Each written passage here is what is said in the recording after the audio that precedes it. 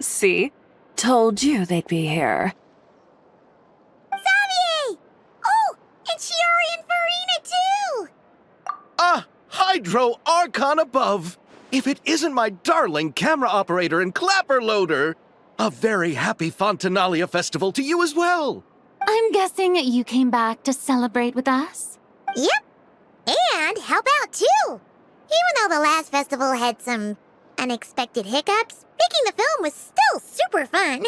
Since you're all here together like this, you must be planning on entering the competition, right? Of course! A celebration of the entertainment industry. No one who's anyone would choose to sit this one out. It only happens once a year, after all. Fontaine Fashion Week might be more my speed, but the film festival brings in a lot of orders and boosts brand recognition, so I wasn't going to miss out either. A few new awards have been added this year, too. Best Director, Best Costume Design, oh, and Best Camera Operation. Ooh, sounds like we've got work to do. Come on, tell us!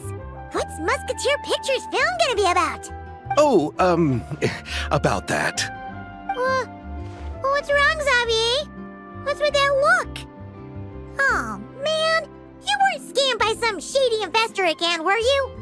No, even I'm not naive enough to fall for something like that again. Besides, thanks to the fine people here, Musketeer Pictures has more than enough funds to shoot without investors. And yet problems persist. Huh? What do you mean?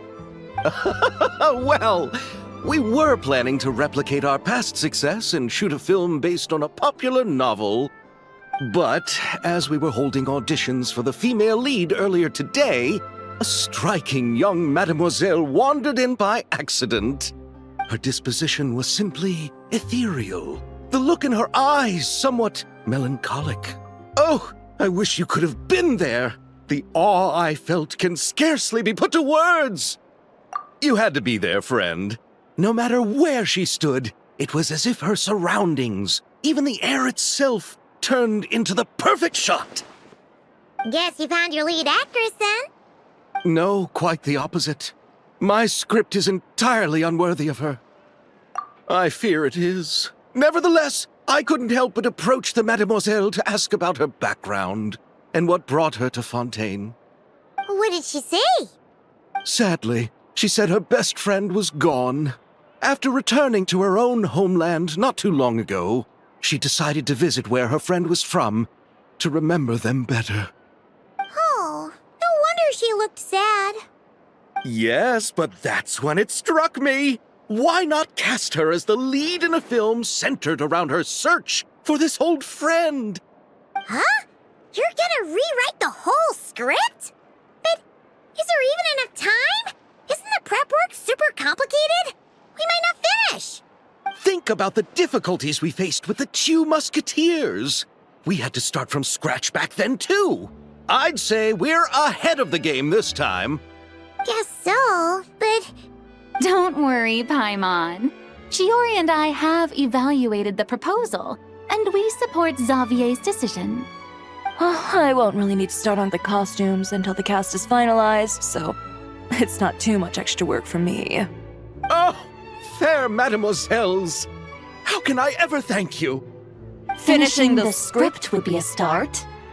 You know, compared to a commercial popcorn flick, I do prefer the idea of shooting a more artistic film.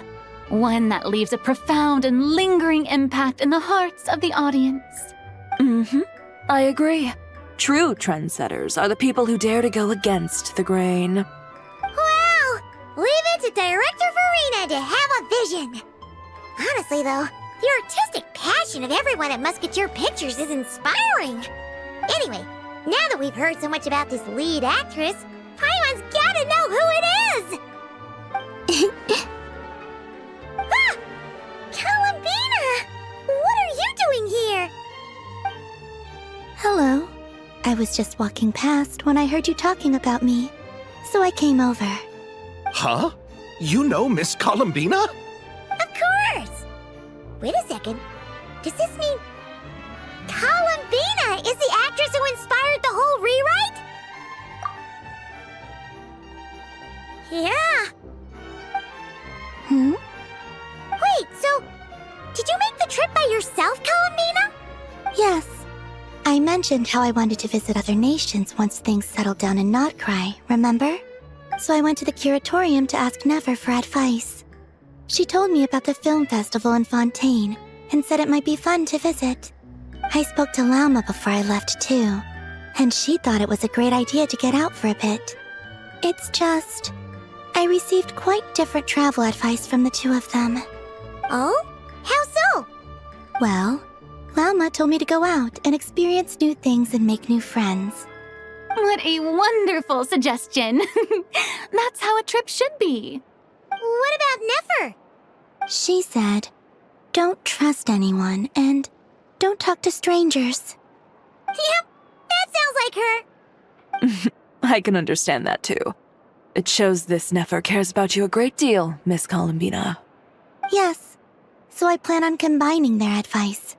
All I need to do is turn strangers into friends, and then I can talk to them. Huh. That kinda makes sense. But also, not. Hey, Chiori. Oh, look who's back. Happy Fontinalia Festival, you two. Oh, looks like we have a superstar in our midst. How about an autograph, big shot? Ha ha, very funny. All settled then? Yep, the Duke gave his blessing, and I cleared it with the Udex. During the festival, inmates with good behavior will get a chance to spend some time on the outside. Under the stringent supervision of the Special Patrol, of course.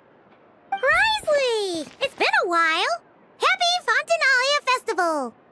Does that mean Veronique and her brother will be at the festival? During a specific window of time, sure. Doesn't hurt to give the inmates something to look forward to. A little sun'll do them some good, I think. This is a friend from your travels, I'm guessing. Thought I heard something along those lines? Right! We should make some introductions, huh? Chevros, Risley, this is Columbina, a friend we met in Notcry. Welcome to Fontaine, Miss Columbina. I bet the weather's been quite an adjustment. Yeah.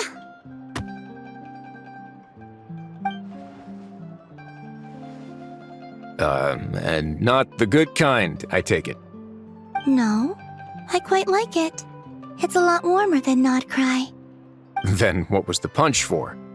Oh, should I not have done that? The flowers that bloom here are so vibrant, and the people are so kind. I just wanted to become friends as fast as possible. Ah, so that was meant as a gesture of friendship. Is that right, Miss Columbina? Mm-hmm. Isn't that what friends do? Right. Might have been a bit premature in this instance, though. Your friend here is quite the character. Good thing we said something. You weren't seriously gonna go around punching every single person in Fontaine, were you? No, just the ones I wanted to be friends with. That's not... What Paimon's trying to say is, maybe keep the punches to a minimum until after you're friends with someone. If you say so. You're quite the character, Miss Columbina. So, are we friends? Of course. Any friend of the Traveler is a friend of mine. Yeah. Oof. When it comes to friends, you sure know how to pick 'em. So Miss Columbina is the lead actress I've been hearing so much about. The whole thing about her aura is starting to make more sense. You gonna be part of the film this time too, Chevros? That was the plan. But now that Mr. Xavier has changed the direction, I don't think I'm in quite as many scenes. It's all for the best, though. A different crew asked me to help consult on some of their musket work. Oh, sounds like our trusty musketeer is as popular as ever. I'm just going where I'm needed. I'm more than willing to help with whatever this production needs as well. Ah, well, speaking of, would you happen to know if there are scenic locations around the court of Fontaine that other crews haven't booked? The festival's pretty popular this year, so there's not a lot left. You might just have to talk it over with the other productions and see if they'll let you squeeze in here and there. I see. Having trouble finding a filming location? Yes, we made a last-minute decision to go down a different route, so the indoor locations we reserved are no longer a good fit. And it looks like all of the best outdoor spots have been taken. You know, I might know a place. Good views, good atmosphere, and no production team has snatched it up. That sounds perfect! Where is it? You want me to reveal it just like that? Come on, let it be a surprise. As much as that sounds riveting, I think we should divide and conquer. You go do that, and Director Farina and I will take Miss Columbina around the city to discuss lighting and styling. Is that all right with you, Miss Columbina? Traveler? Yeah, everyone here is our friend. So don't worry about a thing and just focus on enjoying your trip. Okay. All right, then the Traveler and I will go check out this potential filming location. It might even give me some inspiration for the new script. I'll leave this to the Duke then. Until later, everyone. Maybe we'll run into each other on set. Okay then. Lead the way, Risley. Paimon's not built for suspense. Let's get this show on the road. Who said anything about roads? Huh?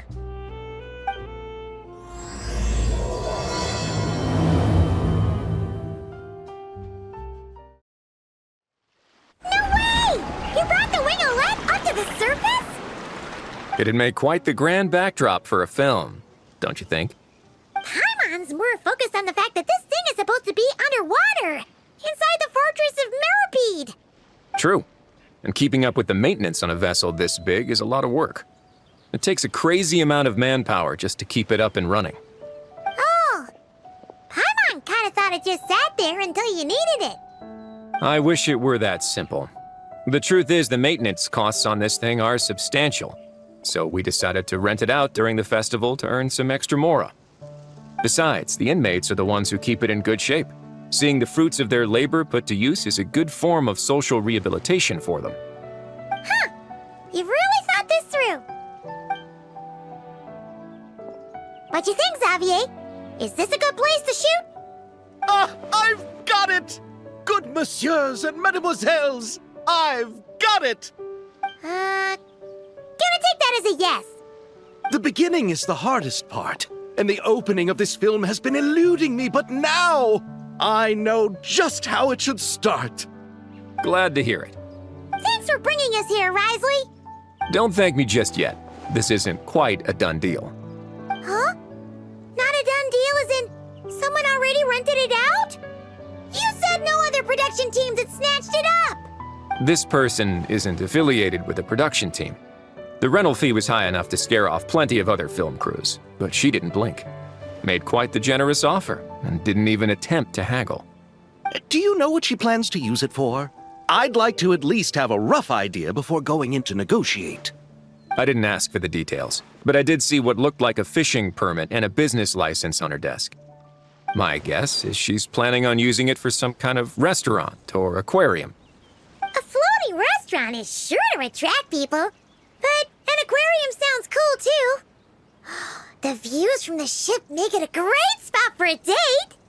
The winglet might not be under my command right now, but it's always nice to see her admired.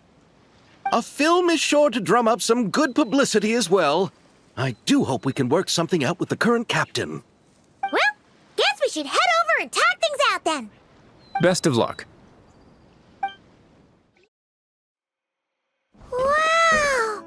The winglet seems even bigger up close. The rooms are so spacious. Wonder who rented it out. Hello? Anyone there?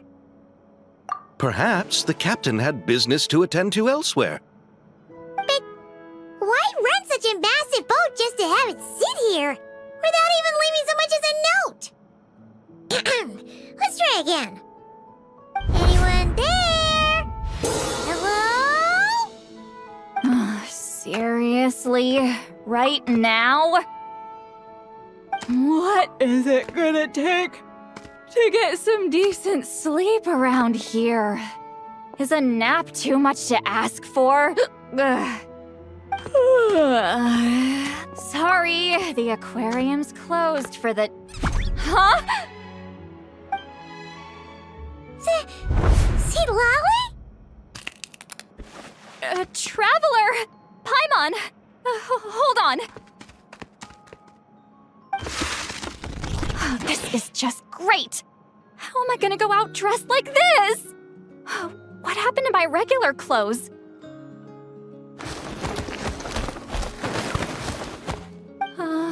The wash! I put them in the wash after I drank too much and fell into the fountain. Oh, this can't be happening. Am I seriously gonna go out like this? Think we might have caught her at a bad time. See Lolly? I don't want to hear it. Hear what? A single word about what I'm wearing. No comments, none. Is that clear? Oh, yep. Crystal. Huh? You think so? No, wait, I told you not to say anything! What was... Oh, his thoughts. I heard his thoughts. How could I forget about that? Oh, this is so embarrassing. I seemed a little too pleased to get that compliment, didn't I? Wait, the mind reading went both ways. Does that mean the Traveler's hearing all this too? Oh, you clearly did! Huh? What did we do? Paimon's not following. Nothing. It's nothing. Let's just move on. Did you need something? You're not here alone, I see. Hello, I'm Xavier, a film director and producer from Fontaine. I meant to introduce myself sooner, I just didn't want to, interrupt. No wonder we ran into each other in Fontaine of all places. You must also be in town for the festival then. That's right. We're helping Xavier with his film. In fact, we were hoping to shoot some scenes on this boat. You're the one who rented it out, right, Seed Lolly? Me? Rent a boat? I wish I had that kind of spare cash floating around. Not to mention the spare time. Don't get the wrong idea, though. I'm not here to sail off into the sunset and live out some cushy retirement life, okay? I'm not that old. Then why you dress like... how did you end up staying aboard the Winglet? Well, I heard one of my favorite light novels was getting turned into a film, so I came to Fontaine to catch the premiere. Originally, I booked a room near the Opera Epiclese, but I'm quite particular about where I sleep these days. I think it's an age thing. And that bed? I just couldn't sleep in it. I tried to find a different hotel, but with the festival, everything was completely booked. Just as I was worried I'd have to sleep under a bridge or something, I happened to spot a help wanted sign on the side of the road. Oh, so you're here to take care of the boat? No, I was hired to man the front desk. The pay is a bit low, but food and drinks are covered. And it includes room and board during the festival. Plus, the job is simple. So I thought I'd give it a shot. Wow! They actually thought you'd be a good fit, huh? What? You don't think I'm cut out for it? All I have to do is tell people the aquarium isn't open yet. Other than that, I'm free to do whatever I want. It's a pretty sweet gig. That's all? Yeah, I was also kinda shocked. But it's not a lie. Head downstairs and see for yourselves. There's nothing but empty tanks. Not a marine animal in sight. Did your boss mention anything about being open to film crews using this space? Our production was hoping to film on the deck for a few scenes. No. That never came up. You could just ask her. Oh, she's around? What kind of person is she? We should know what we're heading into. She's Nice enough, I suppose. Pretty reasonable, too. Even offered for me to move to a bigger cabin if I was too cramped. Back at the Masters of the Nightwind, I'm used to being the one giving orders. But working under her doesn't feel like being bossed around. She seems to respect what I think. Wow, she sounds like a great boss. She did tell me she'd rather not be disturbed, though. She's been working on an important project, so I'd keep it brief. Got it. Thanks for the heads up. All right, the captain's quarters are this way. I can take... Wait. But I'm wearing... whatever. I doubt she'll care. Just follow me. Miss Guillotin? These visitors were hoping to ask you about something.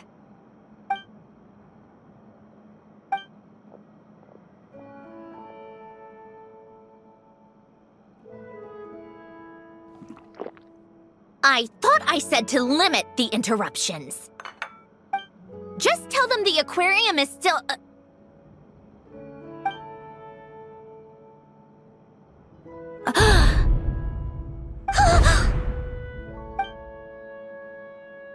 Sandrone? You're here! Huh? You know each other? Are you okay, Sandrone? Do you still remember us? Everyone was so upset after what happened. We all missed you so much. Miss Seat Lolly, why don't you escort this gentleman to the reception area for a cup of tea? I have something to discuss with these two in private. Ah, I see. Right this way, Mr. Xavier.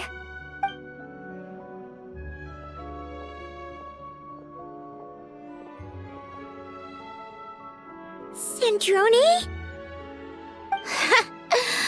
I really can't go anywhere without running into you two, can I? Are you okay? During the battle, your core... It was... Destroyed by that bastard Dottore. That's right. But as you can see, I'm fine now. No major issues. Or at least, there shouldn't be. Oh, what a relief! Why didn't you tell us sooner? Or come back to see your friends? Now that I have the chance, I just want to say... Thank you for saving me. Huh? Don't get the wrong idea. I only saved you so we could complete that formula and defeat Dottore once and for all. Even if he did crawl back from the grave to make us all miserable again. That doesn't matter. You're still a hero. All right. But it wasn't just me. All I did was lend my brilliant mind to the cause and take care of one part of the plan. Although, I'm not denying it would have fallen apart without me. You got that right. You're amazing. But how did you go from From a lifeless pile of scrap to looking like this? Well, my mom was trying to put it a bit more gently, but yeah. Where do I even start?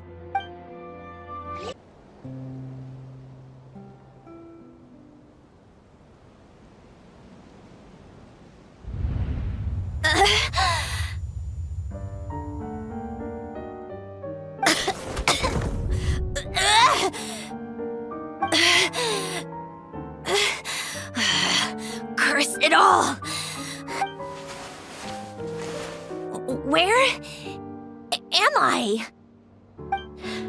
Did we do it? How much time has passed? I'm not in one of that lunatic's experimental labs, am I?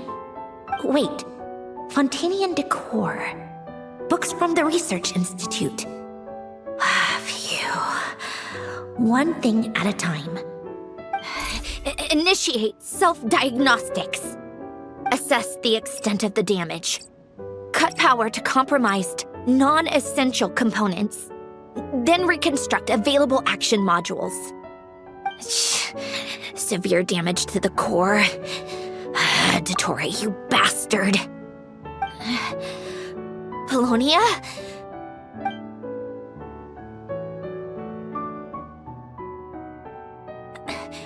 Sonia! Wake up! Activate!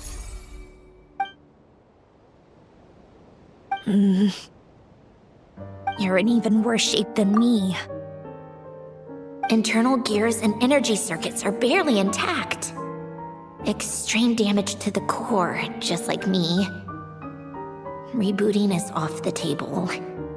Even if I could repair the damage, I don't know if... You used up all your critical energy in those final moments, didn't you? To protect the core of that guy in the hat, and the numerological array. Wait, the array. Yes! The prototype is still here. But can I even run it in this state? Whatever. I have to try. I just need to confirm one thing. Activate the numerological array. Connect the computing core to my body. Just like I thought. It needs too much computing power.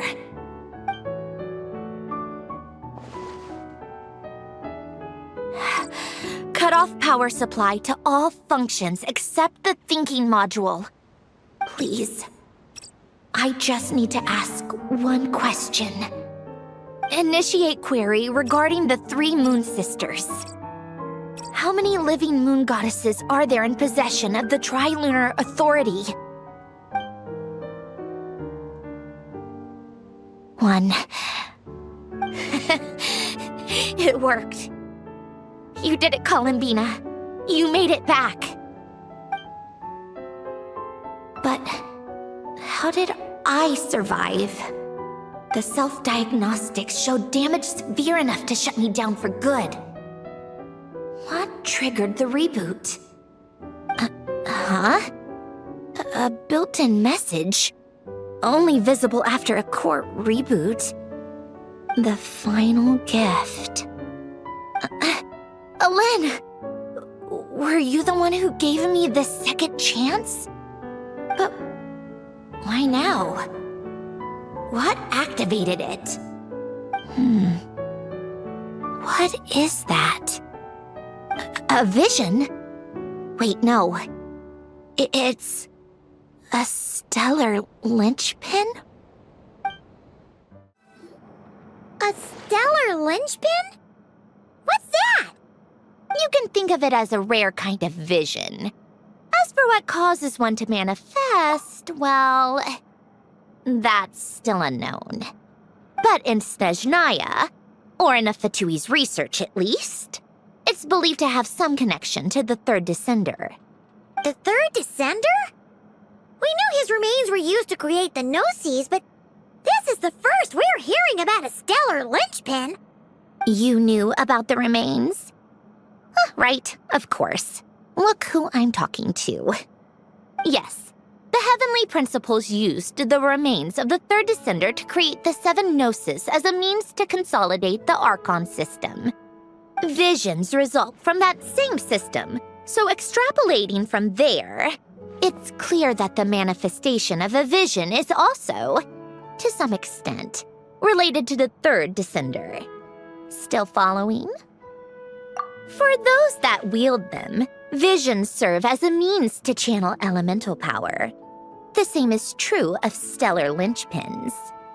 The difference is that, when wielding elemental energy, stellar linchpin users often exhibit a unique kind of power that seems to come from beyond to that. It's believed that, when a stellar linchpin manifests, impurities from the remains of the third descender get fixed in place. Hence, the name. That's also believed to be the source of the strange power I just mentioned. We've heard that visions can appear when someone has a really strong wish or desire. Stellar linchpins sound kind of similar, so does that mean... Huh?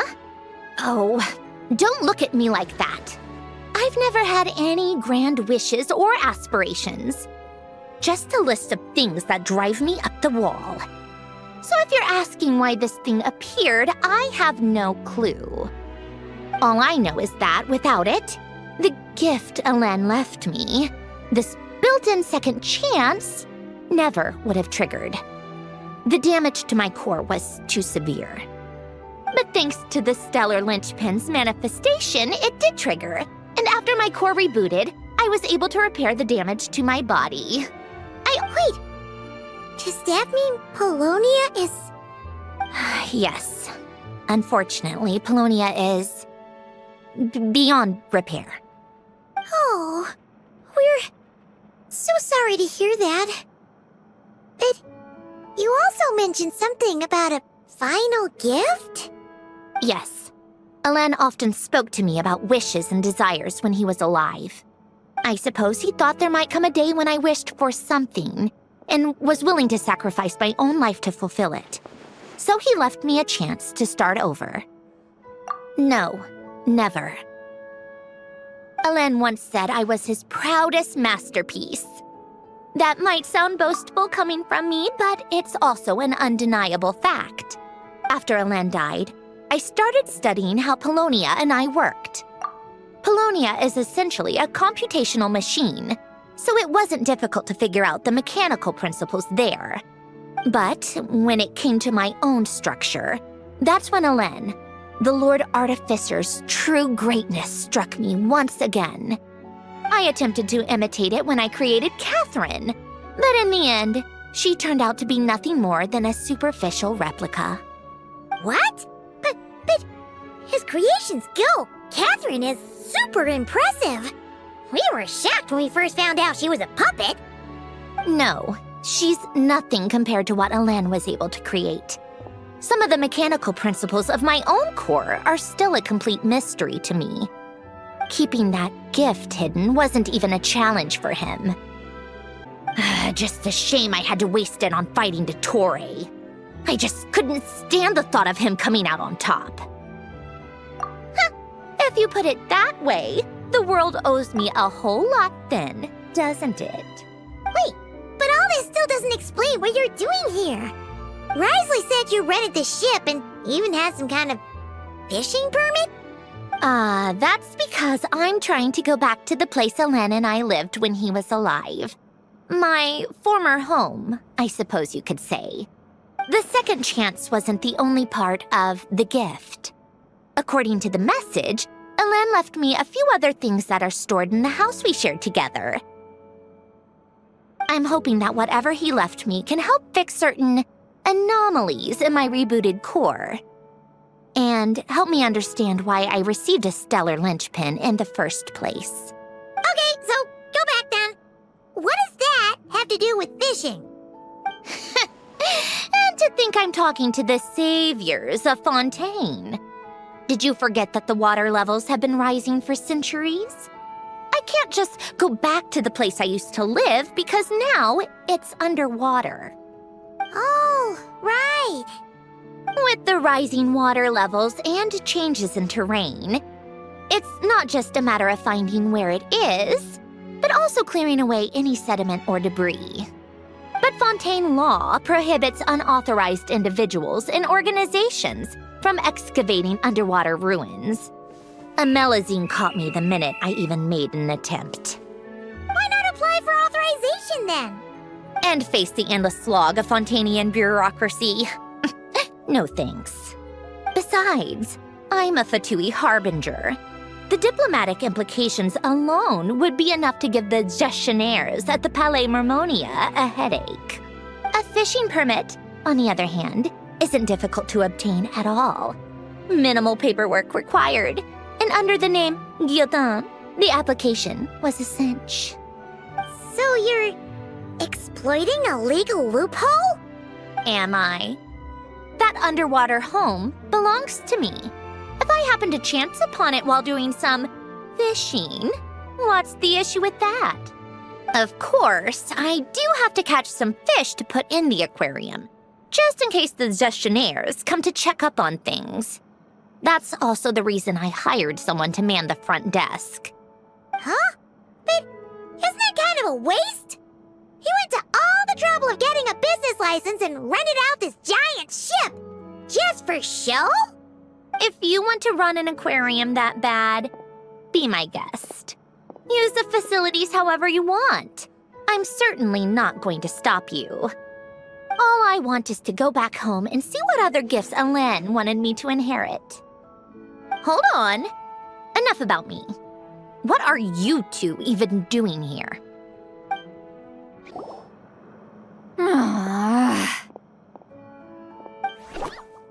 Seriously? They've been in there forever. The reaction when they saw each other was strange, to say the least. They're lucky I was nice enough to leave the room and give them some space. Back in the Masters of the Nightwind, I'm the one who gets to kick people out. I just want to know what they're talking about. Should I cast a little eavesdropping spell? Oh, no, what am I thinking? I'm Granny Eastley, the great shaman of the Masters of the Nightwind. I can't do something like that. This is just ridiculous. Making me wait out here for so long? Where's their respect for their elders?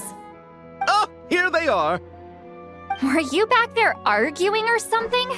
What took you so long? The two of you are already acquainted with Miss Guillotin, then? Oh, yep. But don't worry, we got everything sorted. Sandrone agreed to let us shoot on the ship, but it has to be when she's not here. When she's not here? That's right. You'll excuse me if I didn't exactly ask for this little reunion. I wasn't planning on seeing anyone. Like I said, my core is severely damaged. Even with the gift, there are anomalies that are making things unstable. I don't even know if I can continue to function without issues. So the priority is to fix these anomalies and get answers to my own questions. Then, I can see the people that need seeing. Anyway, just let Sandrone know when you plan to film Xavier, and she'll, steer clear. I do hope I'm not causing Miss Guillotin too much trouble. No! She just wants to keep a low profile for her own, complicated reasons. She doesn't want anyone else to know she's here. Understood. I'll be sure to keep that in mind. Oh, and see Lale? Huh? You mean Miss Guillotin? What does she want? Oh, please don't let it be about the pajamas. What? The 7th of the Fatui Harbingers? Why are you telling me all this? I asked the Traveler about you, and I've decided it's best to be open in this instance. I can understand if you would rather not work for a Harbinger. Regardless, the room on the ship is yours to keep. You're an acquaintance of the Traveler, and I plan to honor that. Wait, she's actually nice? It's not a problem. The captain also worked for the Fatui, and he helped Natlan a great deal. We know that there are good people among your ranks. Besides, I've been around long enough to know what it means to earn one's keep. This isn't Natlan, and I don't expect special treatment. Besides, sitting at a desk isn't exactly back-breaking work. I appreciate that perspective, great shaman. Seat Lolly. Just call me Seat Lolly. That title makes me sound so... old. Well, Seat Lolly, the Traveler and I are looking for something, so we'll be heading underwater together soon. I'll leave the ship in your care while we're gone. Together? How often? Not too often. We're heading out in a bit, but I'll be available if you need something. You couldn't, go alone? I wanted to, but he was concerned about my physical well-being. So he offered to come with. Guess my mental well-being means nothing then. Huh? Poisson isn't too far from here, right? It's all a bit nostalgic, I guess. Back when I lived here, all this was still above water. All right, I have a general understanding of the terrain changes and sediment accumulation. We can stop here for now.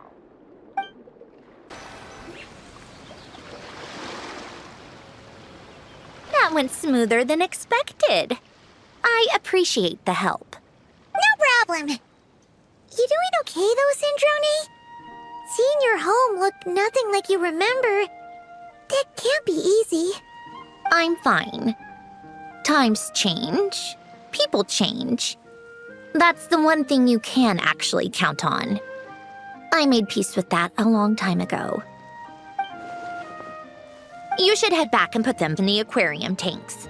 We finished ahead of schedule, so your crew is probably still on the ship. I'll follow in a bit. Right. Xavier said he was gonna test out a couple of shots. I'm sure. I want to take another look around on my own. Okay then. Want us to let you know when the filming is done? No need. Columbina relies on Kuvaki to perceive her surroundings. In Nodcry, her senses are heightened because Kuvaki is everywhere. But here, as long as she doesn't activate her abilities, her range of perception should be equivalent to an average person's line of sight. I figured that out back in Snezhnaya. That's oddly specific. I have hiding from her down to a science. So, what? Things might be a bit different now that she's merged with the Moon Sisters, but I doubt there's been a drastic change. The point is, you two can head back. Don't worry about me. Okay, if you say so. Come find us on the ship if you need anything.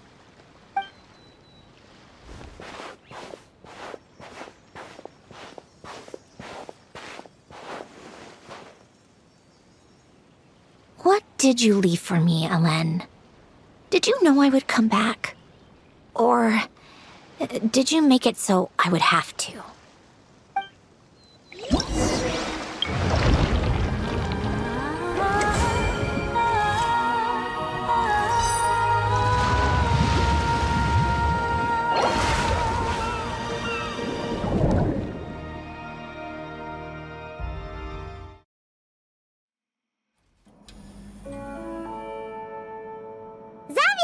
We're back!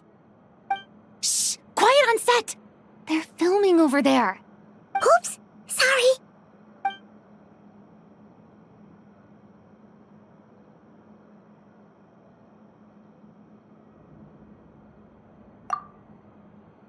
What's your take, Detective?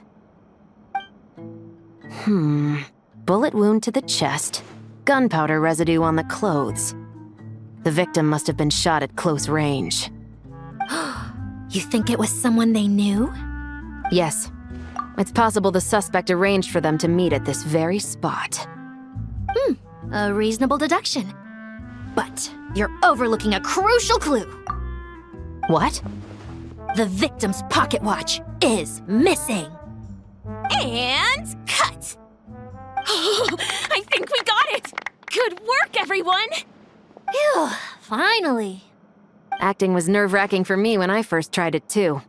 Just loosen up, and you'll get used to it in no time. Chevres! Charlotte! Oh, hello there, you two! You're filming here too? Oh, so Charlotte's crew must have been the one that asked you to help out, huh, Chevres? Yep. They heard about a potential filming location and wanted to come check it out. But when we got here, your crew had already beaten us to it. Luckily, Xavier and our director, Lapine Pauline, go way back. In the end, we agreed to just share each other's filming locations. Considering all the last-minute changes, that's just what Musketeer Pictures needed. For sure! Based off the scene just now, you must be the star of the film, Charlotte! You bet! This detective costume really suits me, don't you think?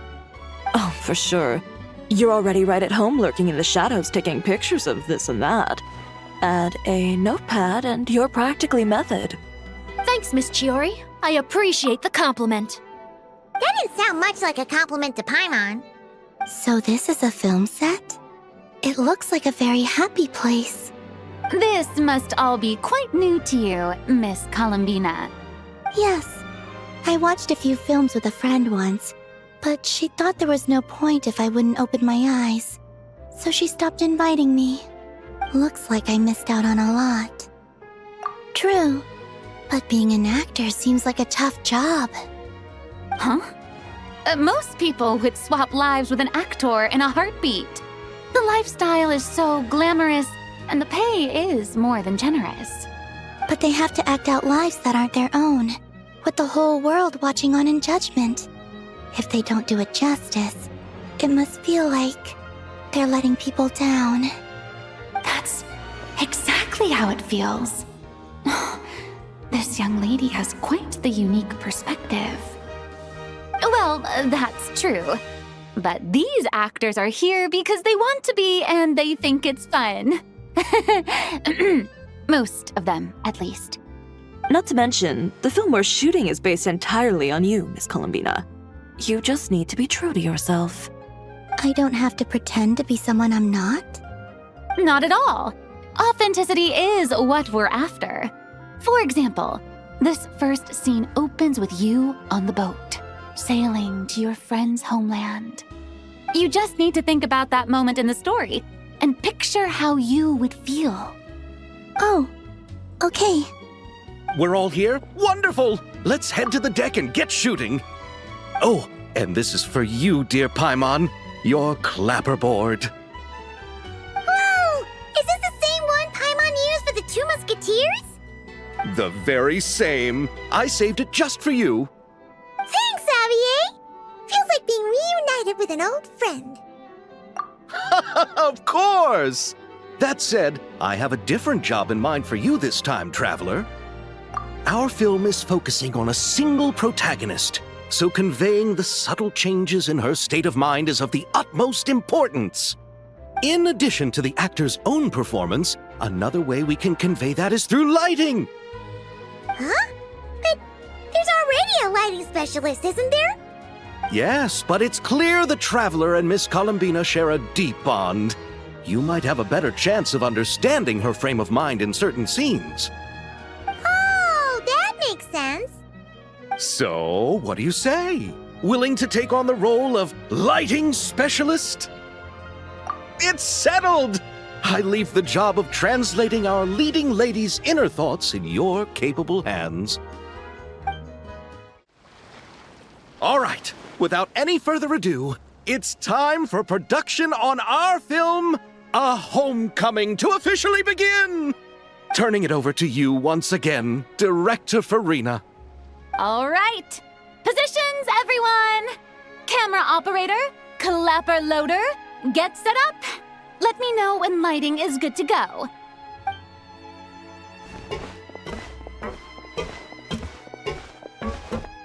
All you need to worry about, Miss Columbina, is hitting your mark. Other than that, just focus on immersing yourself in the emotions of the moment. Okay. Good. Lighting, are we ready? Ready. All right, quiet on set. 3, 2, 1, action! This is her homeland. Columbina. Cut! The emotions I'm looking for were definitely there. Let's just try to keep it a bit more natural. Oh, but definitely keep that gesture at the end. I loved how real it felt. You looked genuinely moved. All right, if you're ready, let's go for another take. Miss Columbina? That presence. It kind of felt like Sandrone?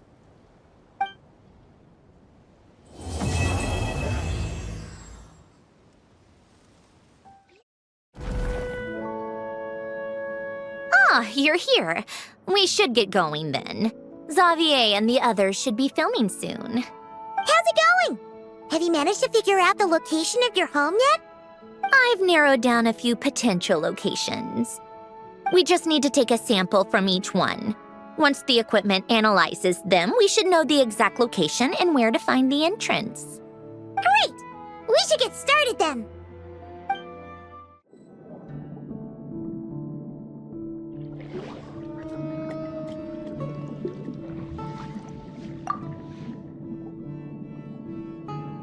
right, let's get a move on. That should do it. Let's head back. The filming should be just about done. We made good time. We might even know the location by the end of the day. You sound pretty happy about that. Do I? I suppose I've just had enough of these anomalies I've been dealing with. The sooner I can fix them, the better. Anyway, enough chit-chat. We have work to do. Oh, but let's head in through the side door. I don't want to run into the crew on the deck.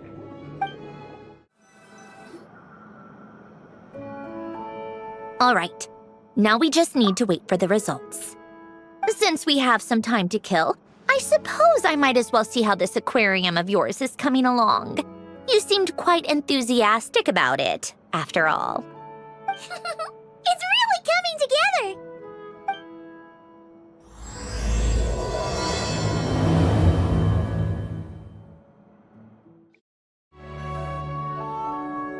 Oh, kind of impressive, actually. These must be the ones we caught the first time we went underwater. Like it? It's fine, I guess. Nothing special. Come on! It sounded like you really liked it just now. You're that proud of it? Is this a sense of accomplishment or something? Well, yeah. And it's pretty. You know it's gonna be gone soon, though, right? What do you mean? After the festival, this ship will be returned to the fortress of Meropide, and this aquarium will be no more. So? So, no matter how much work you put into this place, once the festival is over, it's all just going to disappear. But not making the most of it when we have the chance is an even bigger waste. But if you know it's all going to be gone one day, why even bother? Well, because... Because you still get to keep the things you gain along the way. And those are things that can never be replaced. Doesn't that make losing them even harder? Well, if you put it like that. But the happy memories we make along the way last forever. You just have to take a more glass-half-full perspective. Not to mention, everything we do here is going to be on film, so it'll still live on in some shape or form. And when you look back on it, only happy memories will come to mind? Exactly! So it's about finding joy in the process itself. Traveler! You're back already? What's wrong with that? You say that like it's terrible news or something. How did you get here? I didn't see you on the deck. Oh, never mind. We need to help Miss Guillotin hide ASAP. The crew is heading over here to shoot any second. What? They should be done by now. There was a mishap earlier that cost them some time. I was waiting on deck so I could warn you the minute you showed up. Anyway, you should head back to the captain's cabin right away. They're gonna be here any minute now. Ugh, finally! That's a wrap for the scenes on the deck. Wouldn't have taken half as long if the wind hadn't snapped our equipment in two. Uh-oh! Too late! Change of plans then. You'll just have to hide. Hide? And where exactly am I supposed to do that? Oh, there's a box over there! You can get in that! Huh? You expect me to... Do I need my makeup done for the next scene too? For the love of... Let me see. Maybe just a quick touch-up. Huh? Traveler and Paimon? What are you doing here? I thought you took the day off to take care of something. Huh? Oh, well, it didn't take as long as we were expecting, so we came back early. What about you guys? You're still not done shooting for the day? No. We ran into an issue that, set us back. It meant Miss Charlotte's crew wasn't able to wrap either. We both still have scenes to shoot in this aquarium. Oh, that's not ideal. For several reasons. Let us help then. The sooner we wrap, the sooner everyone can get some rest. All right. Thanks, you two. Miss Charlotte's crew can go first then. If I'm not mistaken, you still have a night shoot later. Thanks, Director Farina! Of course. Fellow artists should help each other out where we can. Agreed. Well then, camera, lights, get set up. Actors, give your lines a quick once-over. Let's try to get this in one take. All right, places, everyone! And 3, 2, 1, action! So, the story ends like this. But when Duke St. Germanus departed, he clearly said that everything was beyond redemption. Huh? That sounds familiar. Wait, it's from that novel I came across while researching the numerological array. He's only a genius when it comes to mechanics, and everything else, he's just an ordinary person. Huh? What was that noise? Whatever, I'll just fix it in post. Miss Jacoba, please don't speak as if I were the accomplice. Not so hard. This box isn't sturdy enough for that. This is why I keep saying, don't put too much trust in Clockwork Mecha. Unlike humans, machines don't have a heart. A heart? That's right. It's what's on the inside. It's also referred to as someone's soul, or likened to free will. You can think of it as a person's core, what makes them unique. In general, though, people don't believe machines are capable of having a soul. You said my emotion module was faultless. It is, but that's not quite the same thing. Do you think I have one then? A heart? I don't think so. I know so. The question is, do you recognize it within yourself? That's where you're wrong. I can't believe this. Forcing me to hide in a box and listen to this drivel. Me. In the end, clocks tick through tranquil years. Fish swim in crystalline springs. No matter how grand a dream is, it will fade away like this. Forlorn, wordless, silent. And cut. That was a long one. What did you think? If she makes them do another take, I'm going to flip a lid. And not just the one to this box. Oh, there were some weird audio things going on, but acting-wise, it was great. It's a keeper. Perfect. That means I can get out of this box. It's our turn. Camera operator, set up for the next scene.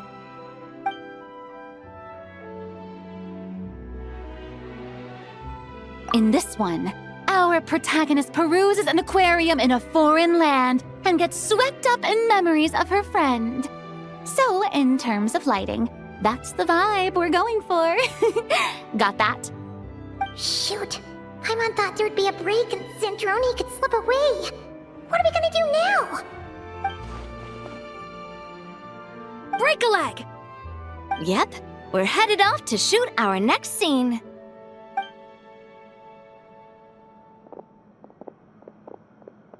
All right, quiet on set.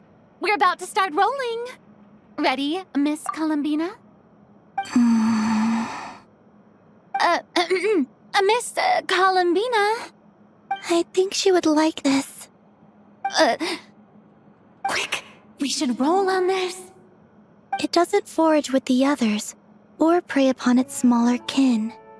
Instead, it remains where it is, cradled in the coral's quiet beauty, as though the raging cyclones above are of no consequence. And yet, she still stood before the cyclone in the end. So I think that story has it wrong. She is no different than us. She has a heart. Columbina.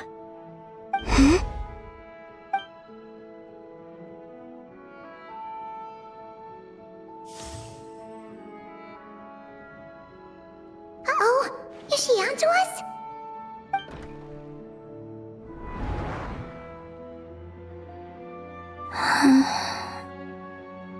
What is she doing?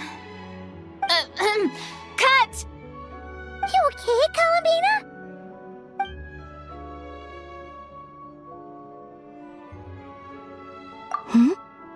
Oh, yes. I just thought... Why don't we take a short break? It's been a long day of shooting so far. That last take was beautifully organic, though. We can use it as is. No need to go again. Thanks, Director Farina. But I'm fine to continue. You're sure? In that case, let's shoot some quick B-roll. Then we can move to our next outdoor scene.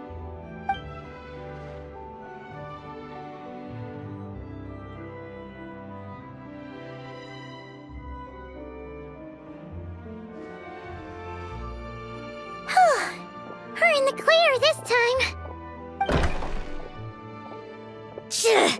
Ugh! Absolutely suffocating! You okay, Sandrone? Right as rain. Come on, let's go check the test results. It's time for me to go home. All right, it should be around here. Give me some space. I'll activate the water insulating mechanism.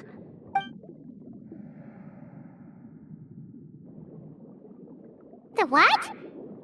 Alain, much like Renee, had long predicted that the water levels in Fontaine would rise. Thanks to his expertise in mechanics, he was able to implement a few simple measures to protect our home from flooding.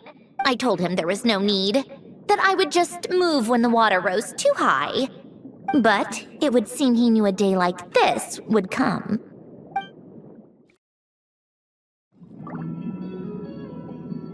All right, the silt has been cleared away.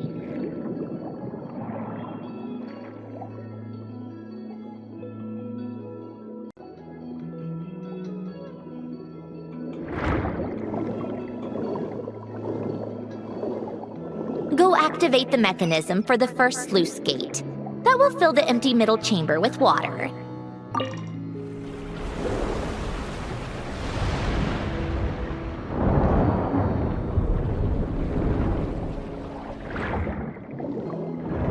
All right, now turn on the drainage mechanism in front of the second sluice gate, and this chamber will become empty once again.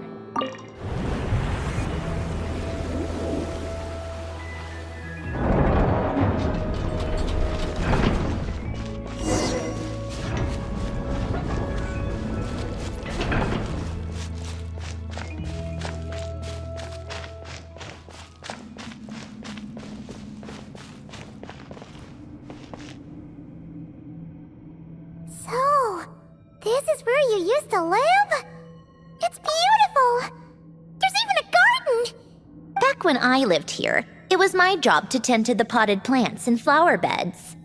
Still growing strong even after all this time. Who would have thought? If the weather was nice, I would take Alain out in his wheelchair and we would go for a walk. Before long, we started bringing Polonia along too. Come to think of it, I was the only one who could get around easily back then. Polonia always got stuck at some point, and it was up to me to launch a rescue mission. Happy? I suppose they were. Uneventful, but pleasant. Repetitive, but peaceful. It was like living in a world where time didn't exist. Of course, that was all just an illusion. Death still awaits all of us at the end. Oh. All right, enough standing around. Let's head inside.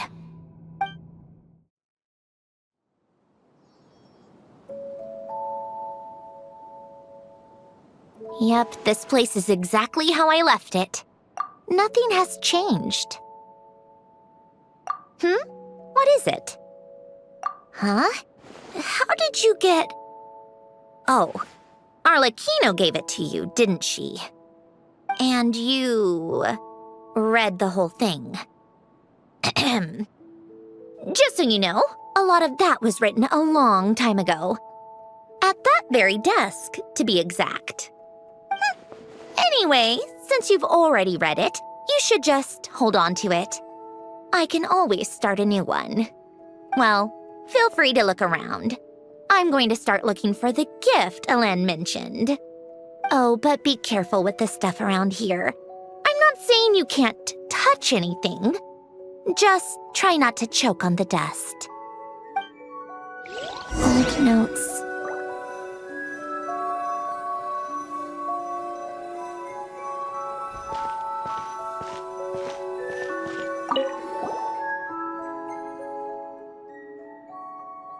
Wait, the people in this picture look kind of familiar. Oh, this was taken when Elen and Renee were both still at the Fontaine Research Institute. Before their falling out.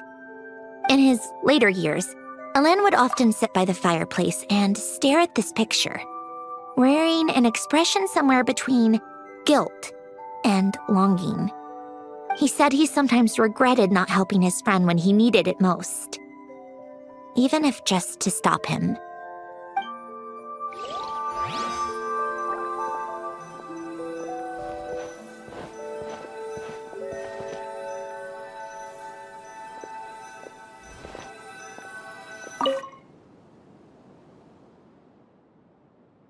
Oh, these are some of Elen's drafts from his later years. Just casual doodles, really. And these are just some unimportant letters. I couldn't be bothered to sort through them before I left.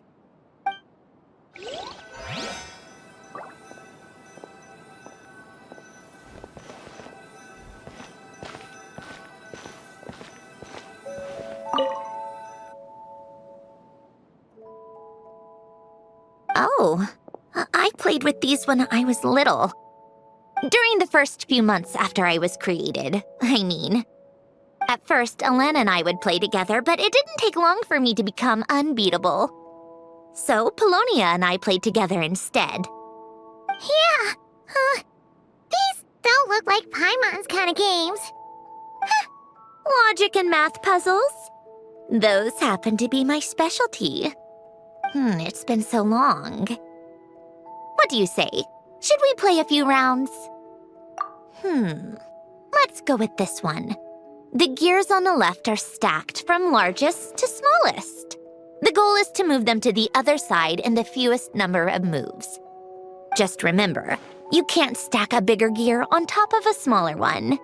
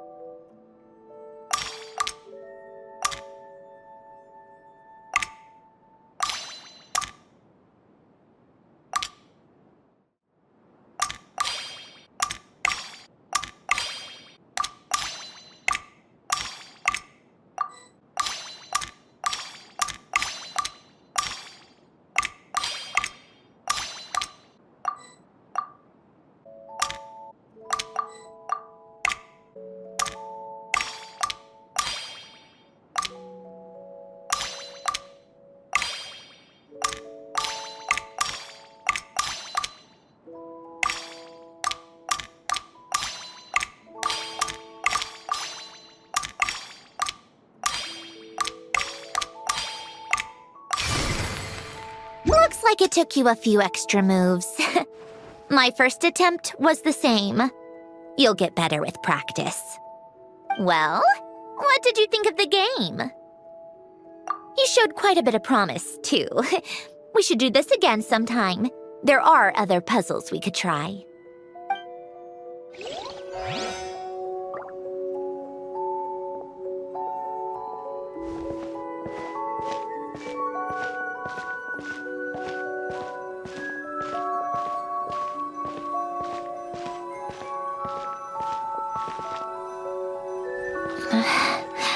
Polonia.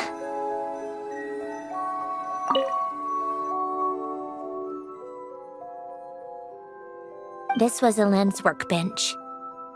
Later on, of course, it became mine. It's where both Polonia and I were brought to life. Before Elend was bedbound, this is where he would teach me about mechanics.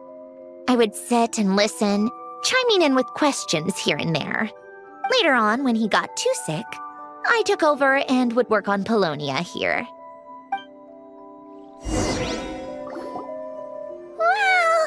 This house is filled with so many memories! It's so cozy and charming!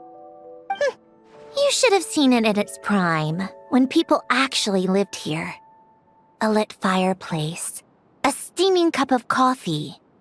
That's the real deal. You know, we also used to have a mechanical piano that Elend built. Oh! How chic! Elend never played it much. He probably wasn't able to at that point. But I managed to teach myself. Music theory is essentially math after all. Once you learn the patterns, it's not really that difficult. I loved perusing Elend's collection of classical music. The chords and harmonies felt like individual mathematical puzzles. It was fascinating, so I did some composing as well.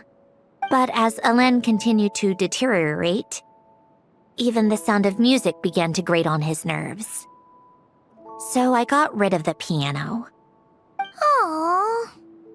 Back then, I assumed a piano was like an ordinary clothing rack, commonplace in every home and easily replaceable. It was only after I left that I realized how hard a good piano is to find. Enough about that. Elend's gift should be just in here.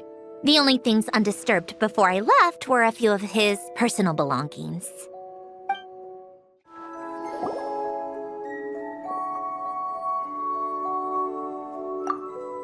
Wait, there's a hidden compartment at the back of this box. Looks like it's locked with some kind of gear mechanism. Knowing you, Elend, I'm guessing it goes like this, then like this. Got it. Am I a genius or what? Let's see here. A box? Well, you gonna open it?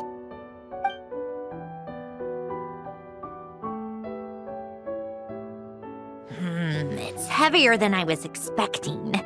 Just how much stuff is in here?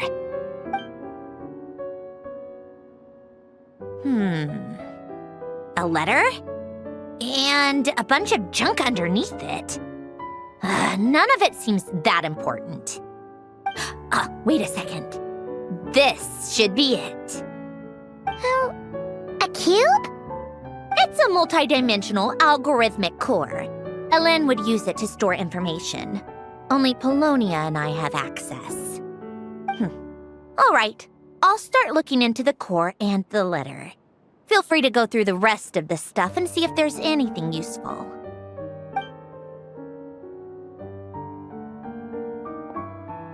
Okay. Hold on. There's another picture in here. This one has writing on the back. A snapshot of you playing among the plants shortly after you were born. You seem to like these flowers a lot. May you grow and flourish just as they do. Huh? Wow! Look how happy you are in this picture. You've changed a lot since then, huh? What's that supposed to mean? Just that you come off kind of aggressive sometimes. Or, annoyed at everyone around you? Well then, people should stop being so annoying. It's not like I'm the one with the problem. Of course not. Oh, here's something else. Looks like a piece of paper torn out from somewhere. Today, I solved another math puzzle and made a breakthrough on a construction problem the Institute has been stuck on for years. Am I a genius or what?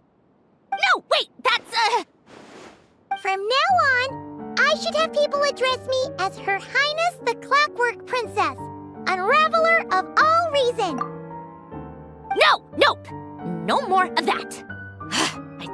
this page out. You wrote this? Then how did it get... Wait, there's more writing at the bottom. You seem to have developed a distaste for this particular entry, considering I found it in the trash. I'm sorry, but I could not help but hold on to it. Forgive me. Lynn! Don't be embarrassed. Everyone goes through a phase like that. Nonsense! I wasn't even the one who wrote that. It must have been Polonia. That's enough. I told you it was Polonia. You know what? We're done with this. No more rifling around in the box. Just put it down and let me read the letter. To my little clockwork princess. Not another word. Got that? If you're reading this, You've most likely received the gift I left for you. I just hope you didn't stumble across all this while cleaning out my effects or something trivial like that. I once asked if there was something you wished for. Do you remember that? I wonder if time has changed your answer. Regardless, I have another gift. A formula that will allow you to come face to face with the anomaly inside of you. If you even still call her that. Why this gift? To understand that, allow me to wax poetic on the soul once again. I would ask you to stick with me until the end, but I know you will. You always have. I believe a person should be born twice over in their lifetime. First, there's the birth that grants us life. Then, the birth of the soul. It's a matter of transforming the life bestowed upon us into the life we choose for ourselves. And to do that, we must look inward. We must make a conscious choice to define the meaning of our life instead of allowing the happenstance of our existence to pass us by. This is the process of recognizing the soul that lives within us. You are my proudest masterpiece. I told you that long ago. But to me, you have never been a creation or a machine. To me, you're just like the rest of us. You have a heart. In fact, some theories think of the human brain as nothing more than a machine, and thought the product of its computations. So you see, perhaps we're not so different after all. Your inner machinery is just far more advanced than most. No matter how one looks at it, the heart is a complex thing, a place where logic and reason collide with our emotions. Your computational capacity allowed you to become sentient and develop logical reasoning. But it also granted you something that, on the surface, might seem contradictory. Emotion.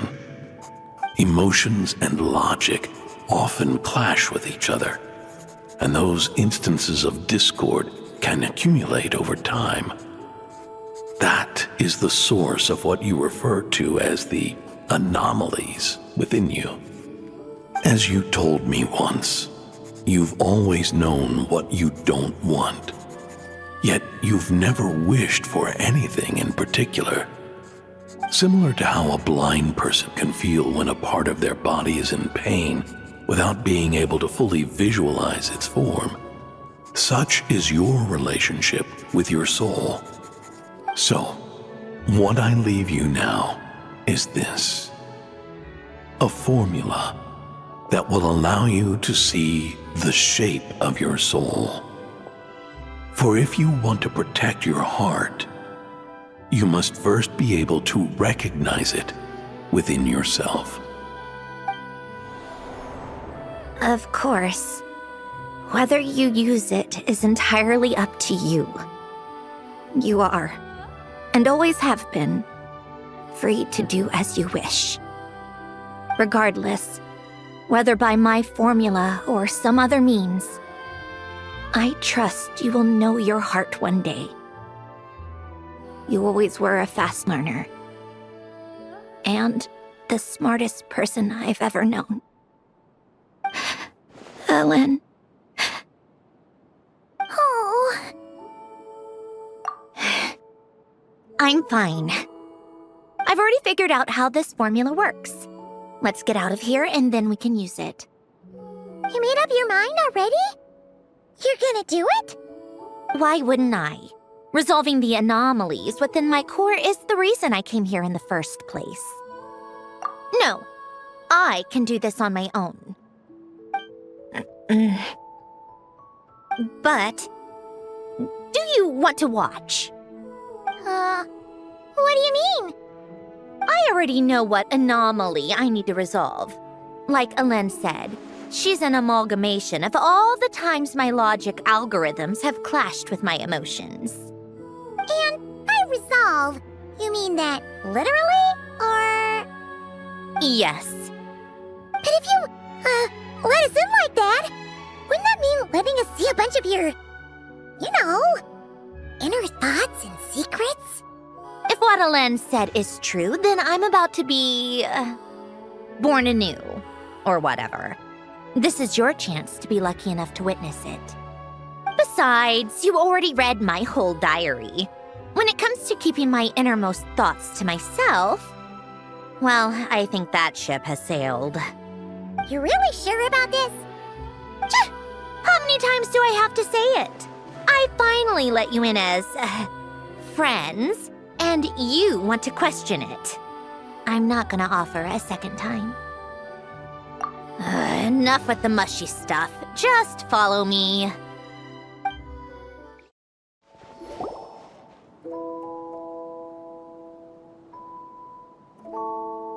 All right. With the numerological array, I can construct a simple formula that will allow you to experience what I see and hear in real time.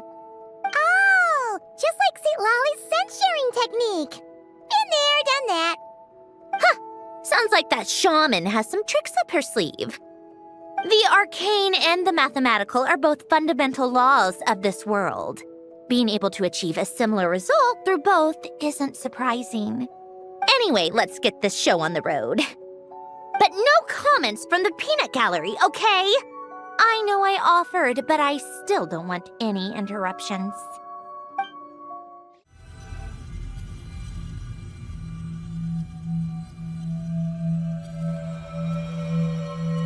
Is this my heart?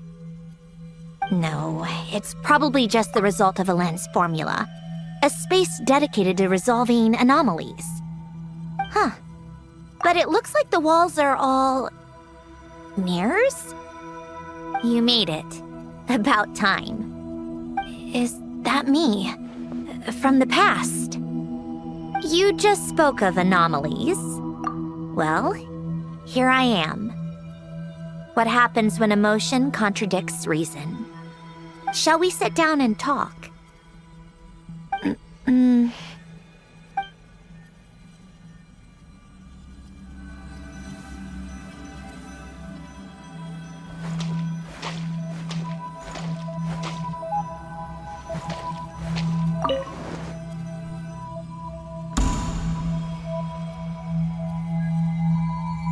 That should do it.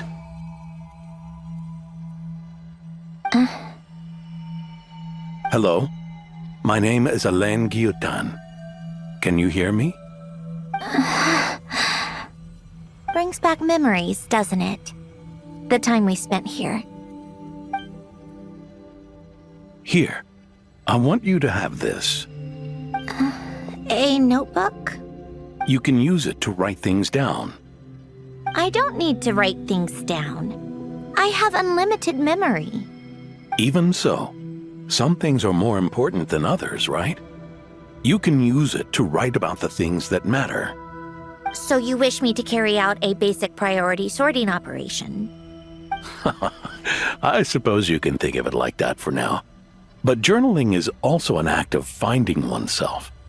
Much like we use wooden stakes to guide a plant to grow in a certain manner, what we choose to write down gives the soul much needed direction.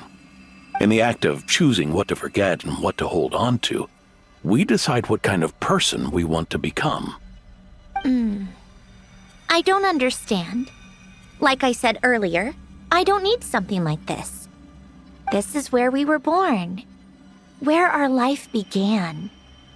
Mornings of tending to the garden, afternoons spent cleaning, reading, or studying, evenings of cozying up by the fire, listening to Alen share stories about his past. Alen, What is it? what are you drinking? Oh, this? It's coffee. It, makes me more productive. I want to try it. Oh, okay. Here. Bitter. Speaking of, why did you design me with senses? Taste, smell, touch. Well, I'm not quite sure. It just felt like the right thing to do. I suppose I hoped you might have a life of your own one day, and that you deserve to experience all life has to offer. Oh. Still bitter. But the smell is nice. I thought those peaceful days would go on forever. You know that's not possible. Maybe. But how was I supposed to know the end was just around the corner? That was just bad luck. Was it? Well, it certainly became a pattern, now didn't it?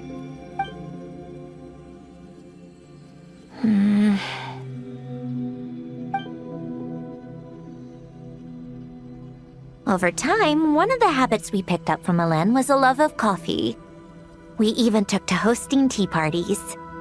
A machine acting like a human. Kind of laughable, right?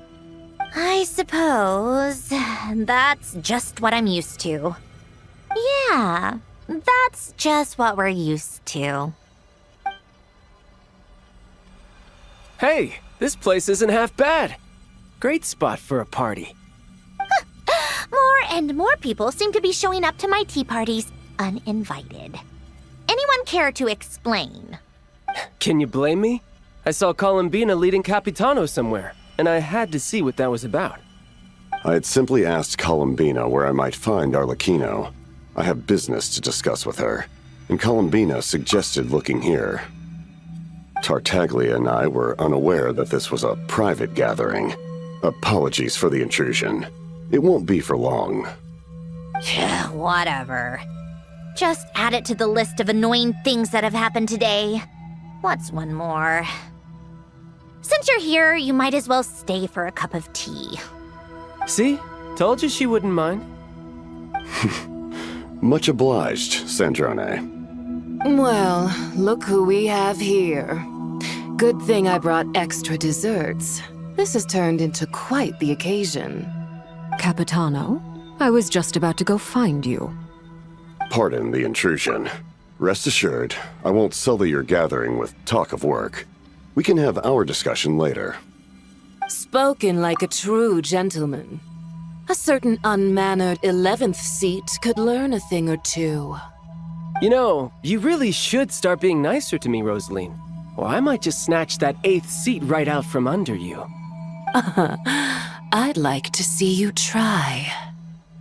If you're gonna fight, take it outside. The only mess I plan on cleaning up is tea-related. I still don't understand how our quiet afternoon turned into such a crowded gathering.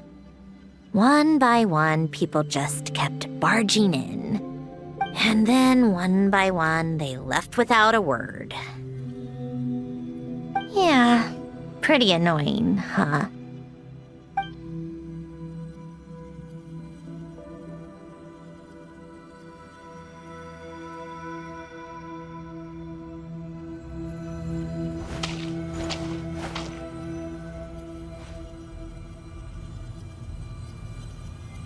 Of all my days with the Fatui, the times I spent with you, Arlecchino, and Rosaline, they were my favorite.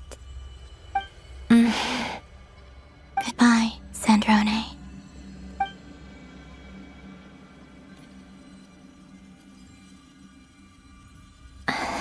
Don't go, Columbina.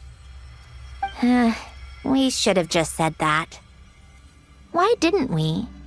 If we had, would the story have had a different ending? She couldn't stay. There was no future for her here. She would have just faded away. You're right. I suppose that's why you call me an anomaly. Every time you make a decision, there's a voice inside your heart. My voice, asking to contradict all logic and reason. Why didn't we make her stay? Is it worse to fight for something just to lose it? Or not to have fought at all? Don't you find it unfair? One by one, we keep losing the things we care about the most. But in the end, whether I want to fight for something or cry over all we've lost, you just push it down and pretend not to hear.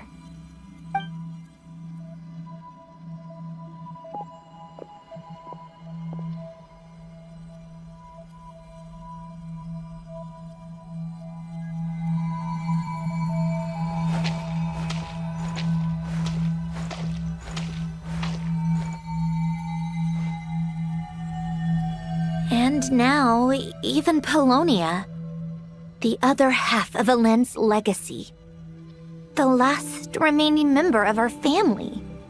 Even Polonia is no longer with us. I did everything I could, but it's just like Elend always said. Polonia was one of a kind. There was no replicating what he managed to create. Don't you feel like our connection to the past is fading bit by bit? Like, even the things we have left are slowly slipping away. I suppose. But you can't move through life without having to say goodbye. And even as we experience loss, there are always new things to be gained. Ever so logical. What's your take, then?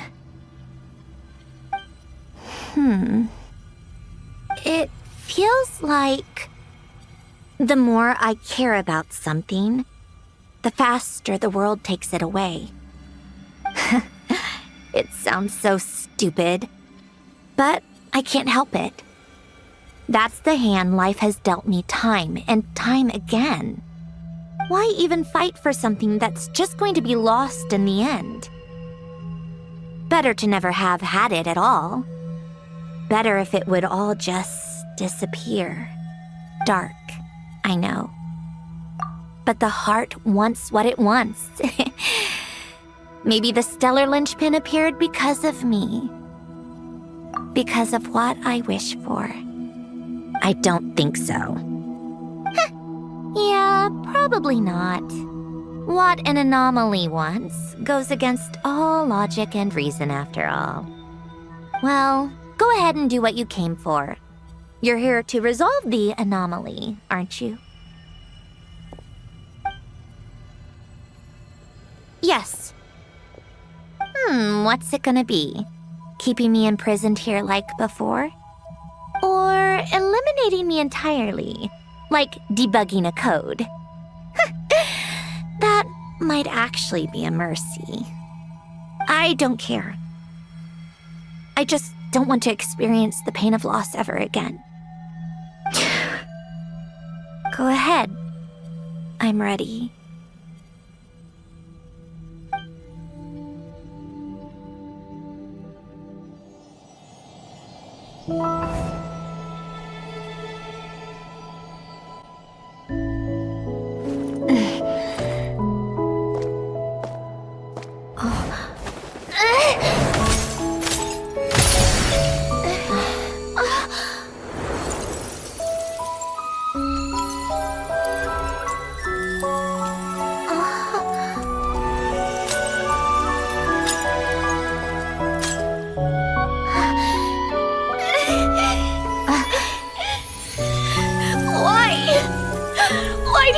losing everything we care about! I know it hurts, but that's life. I wish... I know. I've always known. Because we've been one all along.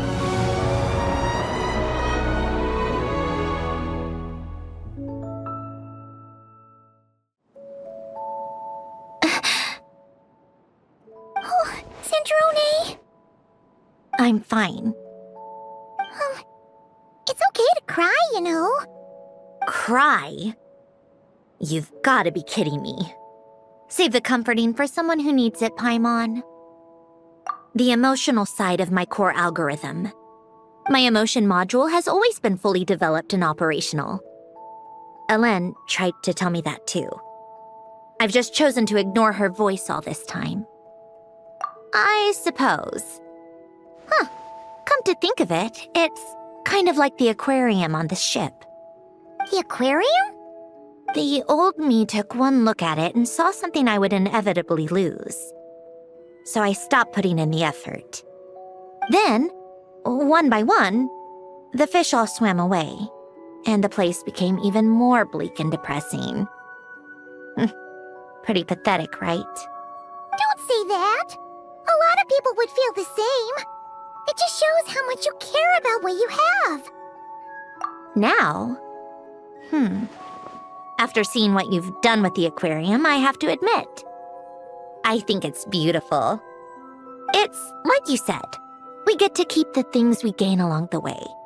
And those are things that can never be replaced, because we choose to hold them in our hearts. Well said! Besides, I've already died once. I'd be stupid not to make the most of this second chance. Right! Earlier you, or your inner self, mentioned something about her wish. What was it? You think that's something you can just ask and I'll tell you? Think again. I may have accepted my emotional self, but I'm not about to go all soft and mushy on the inside and pour my heart out. That said, taking a step in the right direction couldn't hurt. Starting with cleaning some old aquarium tanks of my own. Huh? Metaphorically speaking, I mean. Come on, let's head back to the ship. I need to talk to that shaman. Huh? Resentful lost souls? You couldn't get comfortable sleeping near the Opera Epicles, right? Well, I bet that's why. The Fountain of Lucine is where all the water in Fontaine gathers. So that's where the emotions within the water converge as well. Hold on. If it's souls we're dealing with, feeling uncomfortable should have been just the beginning. I should have been able to hear their voices or something. And under normal circumstances, I'm sure someone of your talents would have. The problem is, these souls are no longer complete. Remind me how they ended up like that again? You mentioned something about them being split apart? Yes, it's called soul severing. Renee of the Nartsitzenkreuz Ordo came up with it. After learning of Fontaine's impending doom, Renee thought if he could find a means for the soul to live on in perpetuity, it might ensure the world's salvation. Soul severing was the first step of his research. Unfortunately, his theory of the four orthants was imperfect at the time, and a failure along the way caused his physical form to dissipate. Jakob, another member of the Nartsitzenkreuz Ordo, sought to carry on Renee's legacy and restore his physical form. He even used some of the people who stood in his way as test subjects for his research. By severing their souls? Yes. After Renee successfully awakened, the two continued their research, and all the severed souls ended up merging into Renee's consciousness. After you saved Fontaine by turning Fontainians into true humans, these souls returned to the ley lines. But the souls severed before Renee awakened had nowhere to go, doomed to forever wander the waters of Fontaine as listless spirits. Almost as if they exist outside the bounds of this world. Unrecognized by the ley lines or fate. No wonder I couldn't sense them. Not only that, but over time, they begin to fuse with other entities. Their inner resentment lured in all sorts of evil beings, which corrupted and defiled them into nothing more than accumulations of filth. But the full transformation must have been recent. Otherwise, the Udex surely would have noticed. Wait, no, he must know already. That would explain the underwater Melazine patrols. No wonder I kept running into officers from the Mara Chaussee Phantom earlier. In that case, let's go find Nervalette and we can sort it out together. No, not just yet. Why not? For one, the diplomatic castle alone would be a nightmare. Even though I haven't reported back to Snezhnaya yet, I'm not planning to leave the Fatui anytime soon. Besides, with me here, success is a done deal. Involving other people would just complicate things. All I need is for Miss Citlali to help pinpoint the location of this monstrosity. Think you can do it? With my eyes closed. This is what I do. I'm a lot better at it than manning a desk, at least. But, how exactly do you plan on resolving this soul stuff? Even to me, there's no obvious answer. Seems pretty complicated, all things considered. Just trust me. I have the perfect solution. Oh, all right. If you're that confident, we'll follow your lead. Why the sudden interest in helping Fontaine with this, Androne? You never knew Renee and the others, right? No, I didn't. And you're right. This problem has nothing to do with me. I wouldn't get within 10 feet of the Nartsitzenkreuz Ordo or its members. But in his later years, Elan told me he regretted not helping his best friend when he needed it the most. He also felt sorry towards Marianne for being too lost in his mechanical research to look after her properly. If he were still with us, I think he'd do the same. He might have a few choice words to say about it, but even after everything, he wouldn't leave his friend's mess for someone else to clean up. Friends shouldn't hold grudges or leave behind regrets. Fixing what happened between him and Renee was one of his greatest wishes. All I'm doing is fulfilling it in his stead. You know, you really do seem a little different now. You mean everything that just happened wasn't for nothing? Why, thank you for pointing out the obvious, Paimon. Just washing off the grime of the past. Turns out, a lot can build up after being ignored for so long. What's this about aquarium tanks all of a sudden? They go off on some grand adventure and what? Now they have their own private code? Stupid. All right then, Citlali. Tracking this thing down is up to you. Huh? Oh, right. No problem. You get this, Granny Eatsley! You! Come with me to Hotel de Boer for a drink. Right now. Why? Because I said so! Miss Guillotin, I'll report back on the location tomorrow morning. Just need a drink or two first to bolster me up. Well, don't let me keep you. All right, you. Time to go. I've got scores that need settling. Huh?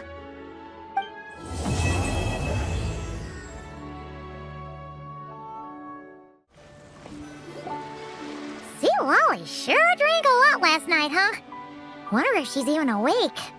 Good morning. Ah! Columbina! Oh, you sure know how to make an entrance. What are you doing here? We just finished filming a last-minute scene, so I came up to get some fresh air. The others are still down below discussing what the final scene should be. You mean, how it should end? Yes, they're torn between whether the heroine should reunite with her old friend or not. Ah, because the whole point is that she came to her friend's homeland to search for her, right? Oh, Paimon almost forgot the plot! Yes. Director Farina and Miss Chiori think a tragic ending where the two never meet would be more poignant. But Director Xavier thinks having the two reunite would make for a more touching and heartwarming ending. Me? I'm not sure. On a personal level, of course I want to see her again. Of course I want to experience that moment where we reunite, even if it's just for the cameras. But that means an actor would have to take her place, and that makes me feel... Oh. Huh? Yeah, don't look so worried. Making a film is supposed to be fun. But besides, it's all gonna work out. You can trust Paimon on that. Work out? How? Well, you know. Yep, exactly. Okay, I trust you. I'll just focus on having fun for now. Well, well, look who we have here. Traveler and Paimon. Oh, the lighting specialist and clapper loader that never were. Yeah. We kinda went AWOL, didn't we? Sorry about that. Seriously, don't worry about it. Everything's going smoothly on our end, so just do what you need to do. You seem to be in better spirits now, Miss Columbina. I apologize if our earlier discussion put you on the spot. It's okay, I'm fine now. The Traveler and Paimon talked me through it. So, what are your thoughts on the ending then? Should we have them reunite or not? We should tie everything up in bows. Huh?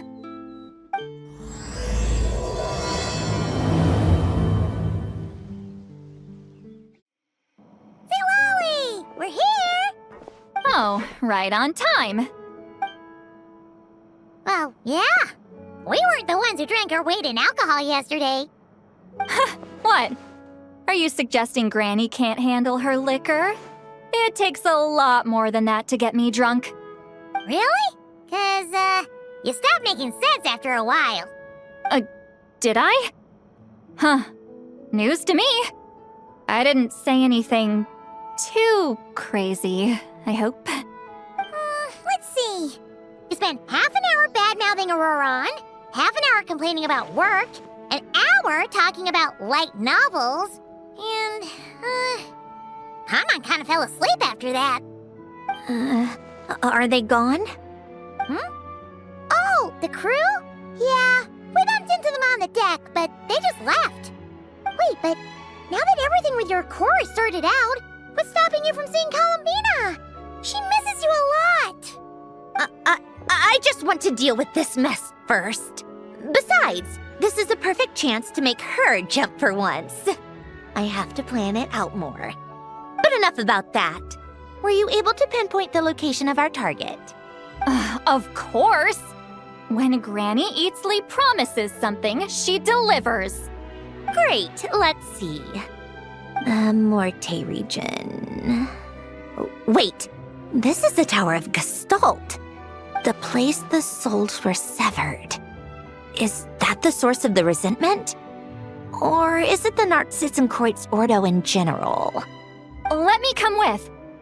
This thing's movement isn't fixed. If it's not at this location when we get there, I can use a ritual to summon it. You've already gone to more than enough trouble. I don't mind. These old bones have nothing better to do anyway. Summoning a spirit isn't going to do me in. Besides, if I don't go, they'll just have more inside jokes I can't join in on. All right then. I appreciate it. There's no time to lose. Let's head out! Huh, no sign of it so far. Should I start the summoning ritual? Let's drain the water from this floor of the tower first. It'll make it easier to move around. Wait, we can do that? Of course. Alan and Renee both saw the future that awaited Fontaine and even shared a few methods for waterproofing buildings. The principle behind it is, not important.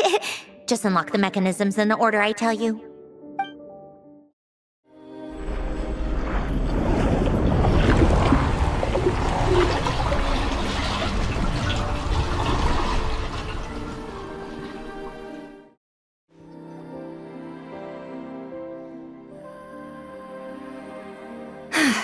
Ready?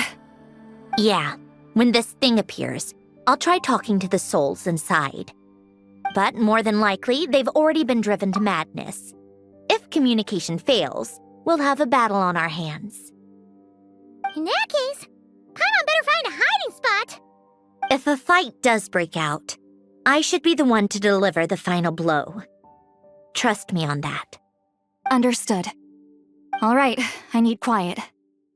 Wandering spirits drifting along the tides. Hear me now.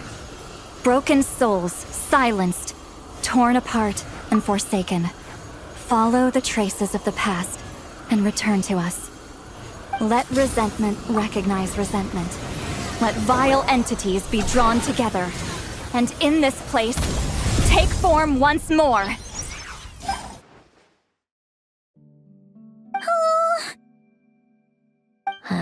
What now?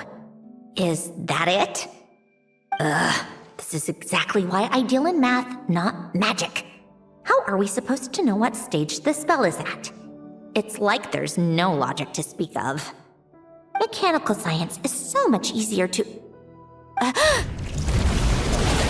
Watch out! Hey, you!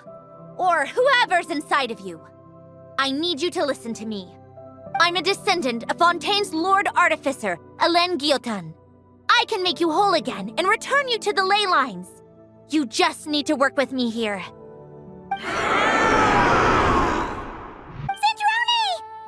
Cinderoni! Looks like talking this out is off the table. All right, plan B. Time to blow off some steam.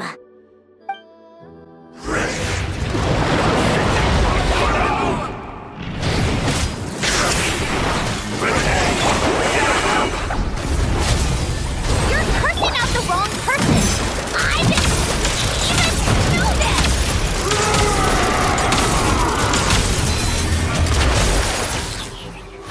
Tea time intercept!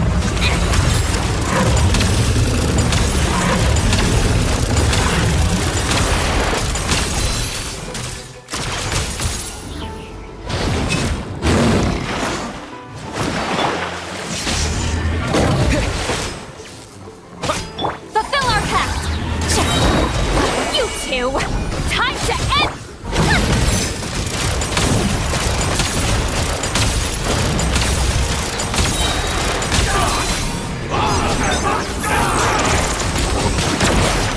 Most of them already did. But you still have a chance to return to the ley lines and reunite with your families. Just work with me here!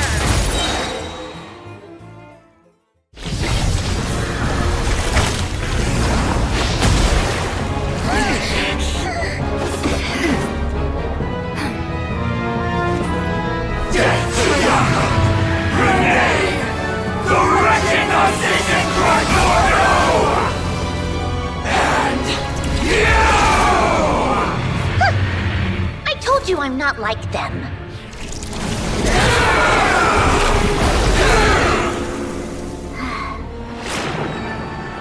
I'm stronger. Inverted. World formula. Reversion.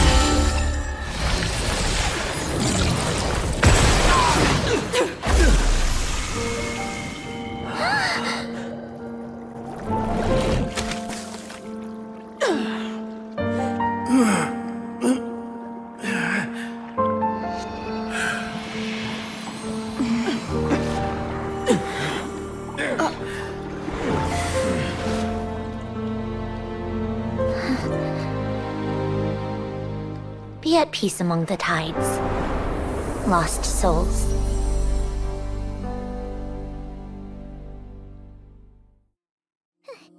Is it over? Yep, told you it'd be a piece of cake. How did you do that back there? That creature was nothing special. Add a bunch of souls with nowhere to go, a touch of malicious energy, a few impurities, and a whole lot of resentment. And that's what you get. All I did was separate the original souls from the rest of the filth, allowing them to be accepted by the current rules of the world. The principle behind the world formula is divergence. Starting from a point of origin, it deconstructs and reconstructs the possibilities of the world to find certain answers. So, it would follow that reverse calculating the world formula allows us to achieve convergence and restoration instead. Using a numerological array, I was able to do just that. It's similar to the concept of homological reduction in mathematics. I reduced them to the basic fundamental essence of their being without changing their underlying nature. That meant... never mind. Judging by all the blank stares, I'm guessing you don't actually care. I think I finally understand how Outlanders feel when I ramble on about shaman stuff. Point is, it was super impressive! You really are amazing, Sandrone! You're just realizing that now? Ahem. Enough about that. We should get going. I'll go reset the mechanisms inside the tower. See you back on land. Well, that's one old mess for the books. Glad to have that over and done with. Feels nice to do a good deed every once in a while. You helped everyone out a bunch and not cry, too. Kinda seems like you're just a good person at heart. I wouldn't be so sure. I'll be heading back to the Fatui soon enough. You two are too trusting sometimes. Fine. Just don't say I didn't warn you when it comes back to bite you. Well, where to next? Back to the ship?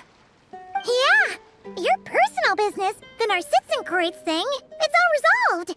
That means you can see the people that need seeing now, right, Sandrone? Oh, everyone's gonna be so happy you're back! You wouldn't catch me dead admitting to this before, but... yeah, I really have missed everyone. Columbina's a special case, though. This time, I'm definitely getting her back for all her annoying antics over the years.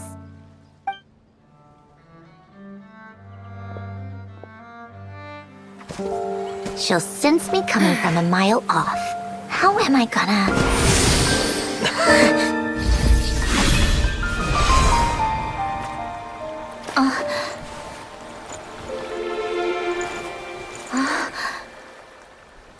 Sandrone?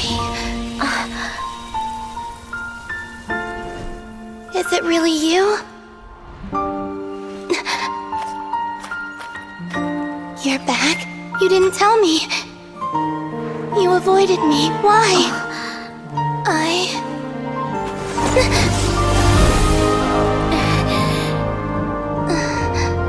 Sandrone?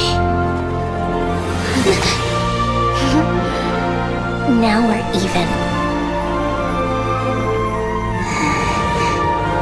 I missed you so much. That makes one of us, idiot. I'm here, Columbina.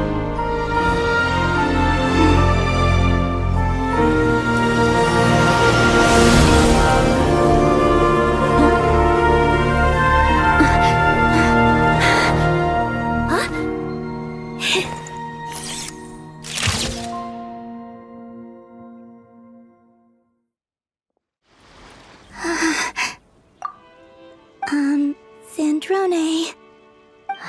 Don't ruin the moment. Or I'll start thinking about how you teleported me to a random location after I explicitly told you to stop doing that. And scene! Bravo! Bravo! We got it!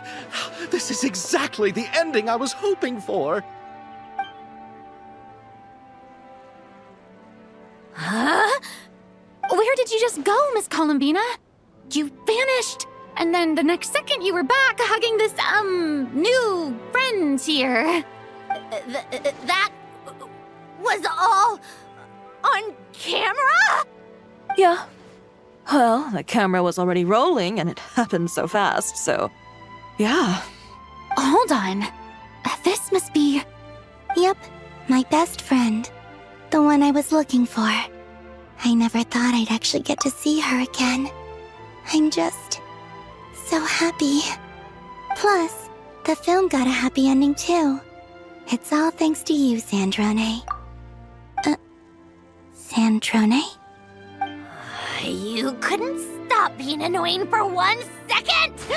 Columbina! Ah!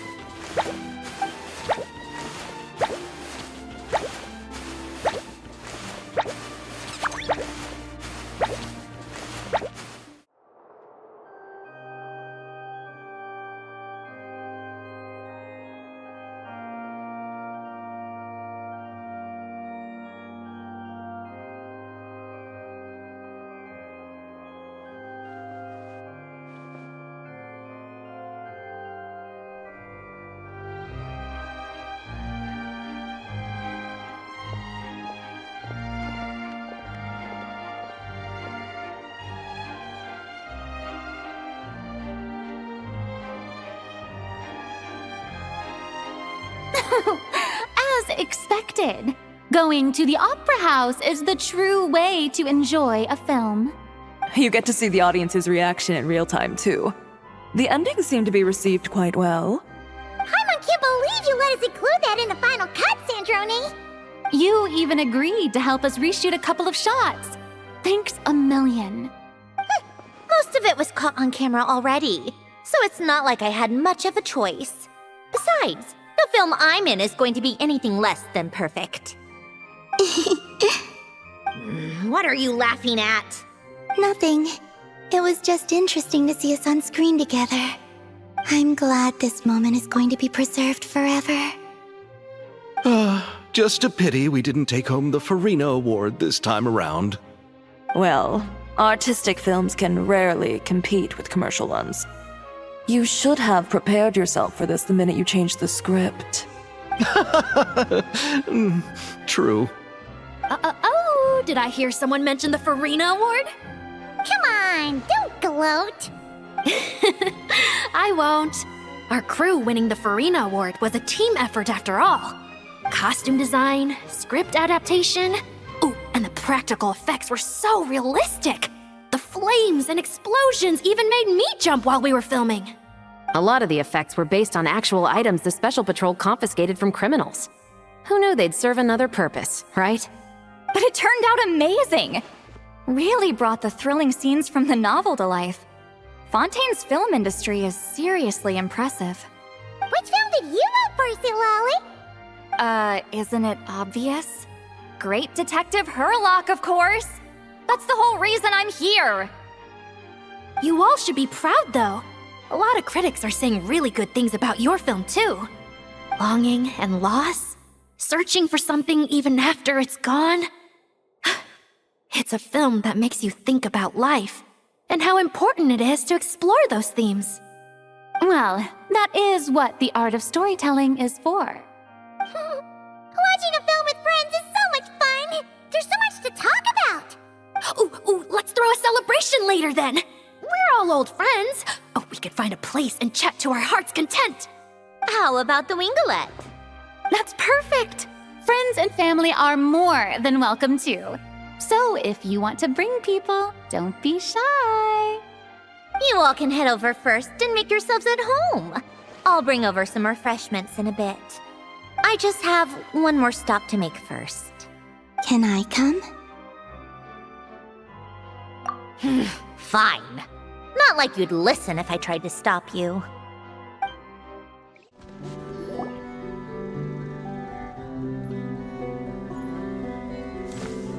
Wait, is this? Yes. Here lies Lord Artificer, Elaine Gaeltan. This is his grave. Oh. I'm sorry, Ellen. I'm sorry this is the first time I've been back since leaving Fontaine. I should have come to see you more often. I got your gift. I even cleaned up one of the Nartsitzenkreuz Ordo's messes along the way.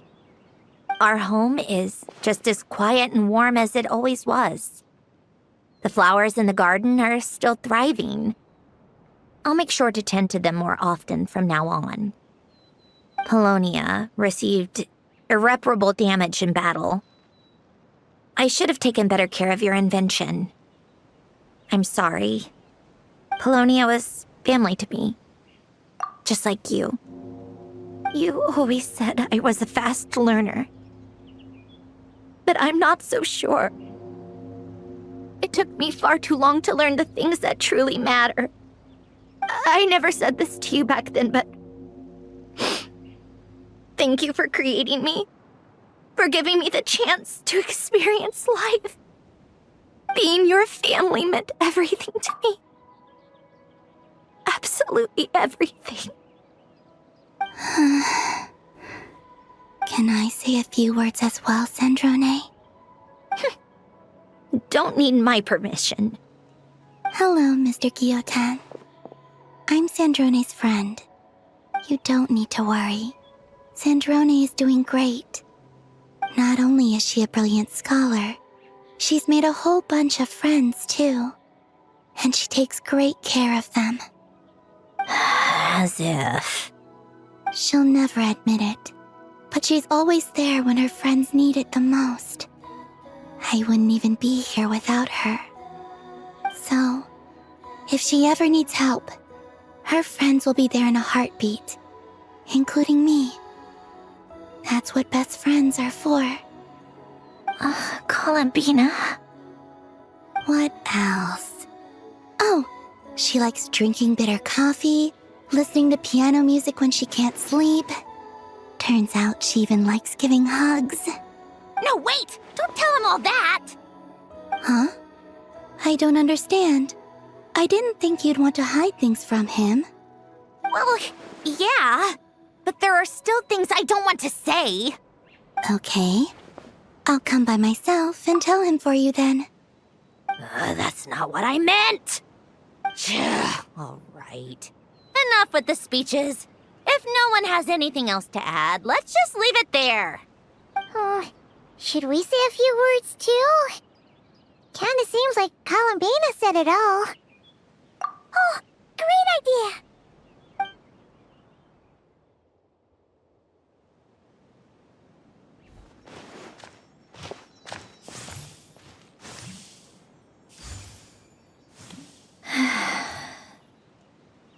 Goodbye, Ellen.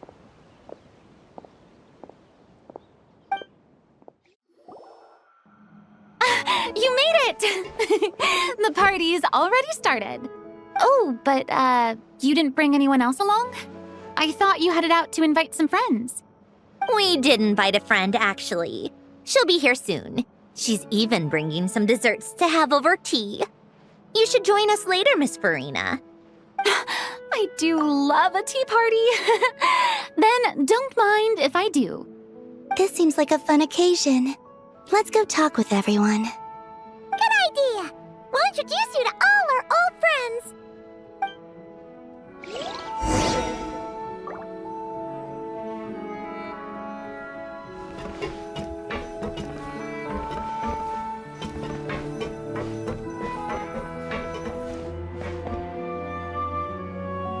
Wait a second! Mr. Baptiste and Veronique! You're here! Friends of yours? Veronique is the prop manager for Musketeer Pictures, and Mr. Baptiste is the author of The Two Musketeers. Yeah, former prop manager. Now we're just two criminals serving our time. Thanks to Duke Risley and Nurse Sigewin looking out for us. Not too bad, actually. You make it sound like I'm giving you special treatment. I just think the method of justice you chose to pursue is one people can respect. You are far too modest, Your Grace. The only reason we were even able to come to the surface for the festival is because you fought for it. It's also just good for the physical and mental health of the prisoners in general. Anyway, I suppose I have you to thank for keeping the Winglet in such good shape. I never knew she could look so striking. I didn't do anything special. It was mostly the Traveler and the others. Don't sell yourself short, Miss Guillotin. You are the current captain, after all. In light of that, I have to ask, do you mind if I leave up some of the installations so the people back at the fortress can also enjoy the aquarium? Huh? Like I said before, I just think it would be good for the inmates who clean and maintain the winglet to see their work put to good use.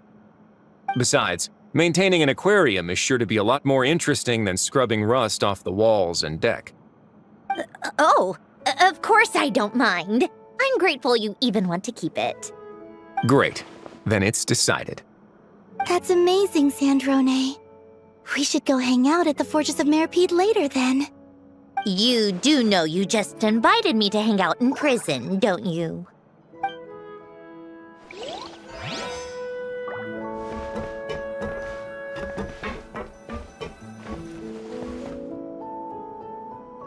Granny Eatsley, you're really not going to let us borrow these cute little stuffed toys for our magic show? First of all, Seat Lallian and Eats Papa are Chi-Chi meal. They have inauspicious stars sealed within them, and they're my helpers, not toys. But the Grin Malkin Cat and Boggle Cat box are Linny and Lynette's helpers. And they still make good partners on stage. Agreed. We've never had a Chi-Chi meal pop out of our hats before.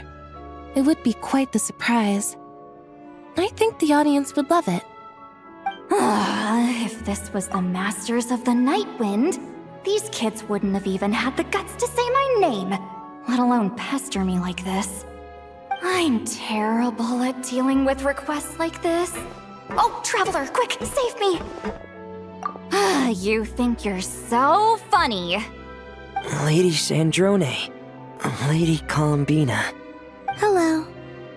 Don't look at me like that. I don't have any mechanisms for you to break.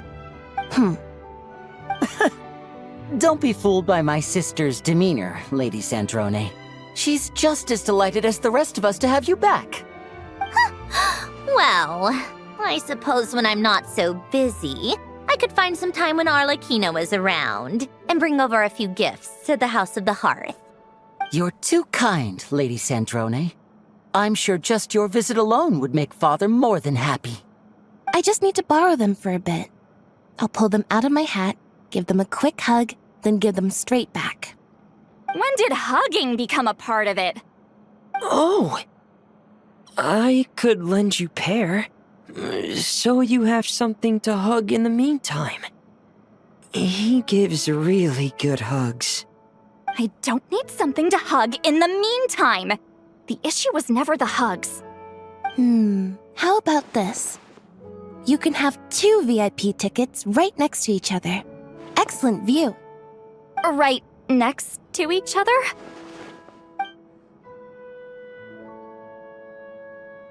Yep, super quiet. No one will bother you. I'm sure you'll have a great time. Fine.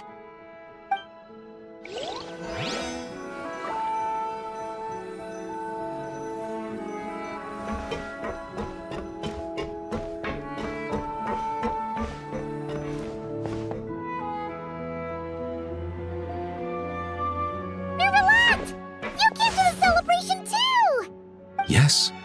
I can only hope my presence does not make anyone ill at ease. Who's this? All right!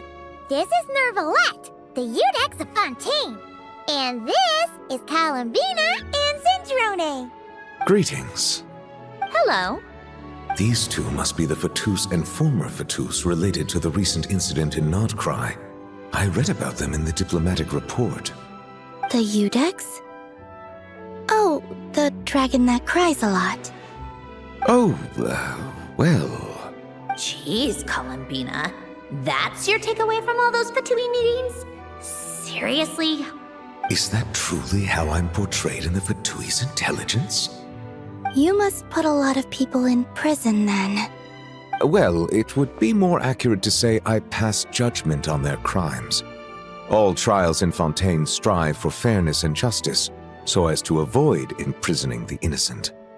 So, only the people who deserve it get sent to prison. Well, deserve is quite a subjective metric, is it not? At the very least, I can promise that in every trial over which I preside, I make every effort to deliver a fair verdict.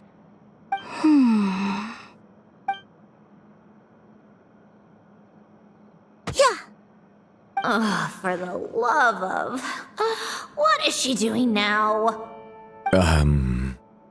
You seem like a good dragon. Not the kind that throws people in prison for no reason. I think we can get along just fine. Thank you? Then she punched me because... Oh, sorry, Nervalette. She thinks that's a sign of friendship. Where does she even pick up weird habits like that? Ah, I see.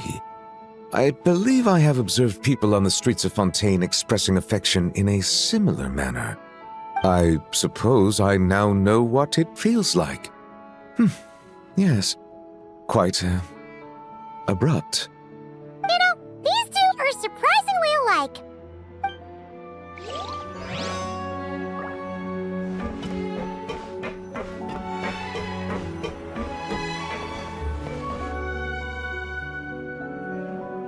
You made it. Sorry for starting the celebrations without you. No worries at all. We're just glad everyone's having such a great time. Oh, right. You've probably seen them around already, but let us introduce you for real. This is... Miss Columbina and Miss Guillotin, right? Oh, we saw the film you were in. It was so touching. Yep. This one started bawling her eyes out right next to me in the theater. I know. I didn't bring nearly enough tissues. Thanks. We saw your film too. I memorized all your names. Oh, guess we can skip the introductions then. Our effects were pretty over the top, right? Some of the extras in the big scenes were actual members of the Spina di Rosula. So basically, your contribution was creating realistic-looking chaos. That wasn't the only realistic aspect. Miss Chevres and Miss Emily were also kind enough to lend their expertise on criminal investigations and forensics. Oh, it was nothing. I was just honored to take part and help out. Wow! No wonder your film turned out so good! You basically had an expert in every field. Talk about a stacked crew! Oh, speaking of, want to join in on a round of tabletop troupe later, Miss Columbina and Miss Guillotin? I mean, what better place for a party than a party? Here we go again. That sounds interesting. Yes! Persuasion successful! What about you, Miss Guillotin? I guess one round couldn't hurt. Critical success!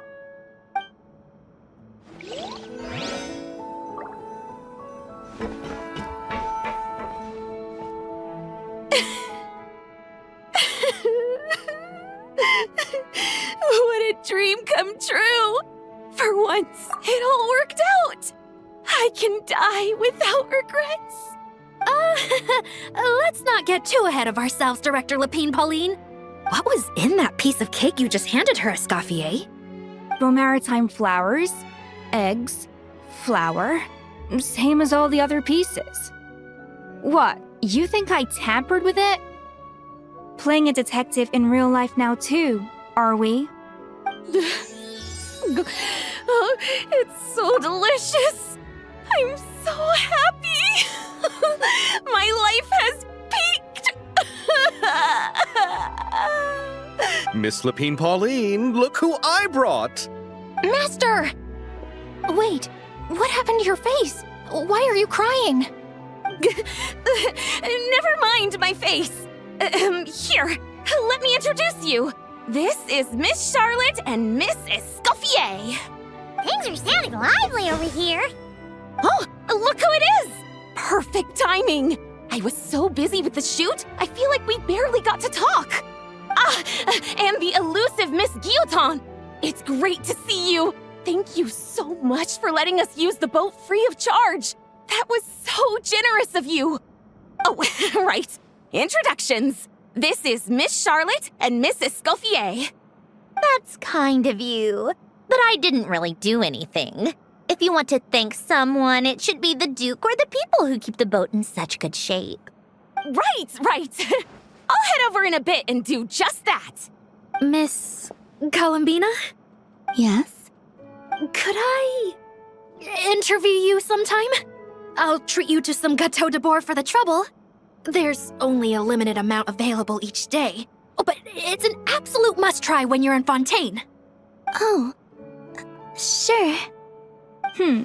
Bold of you to use my own cake as a bribe right in front of me. You know what?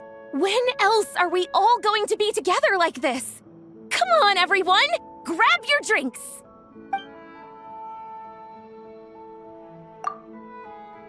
Are we going to toast?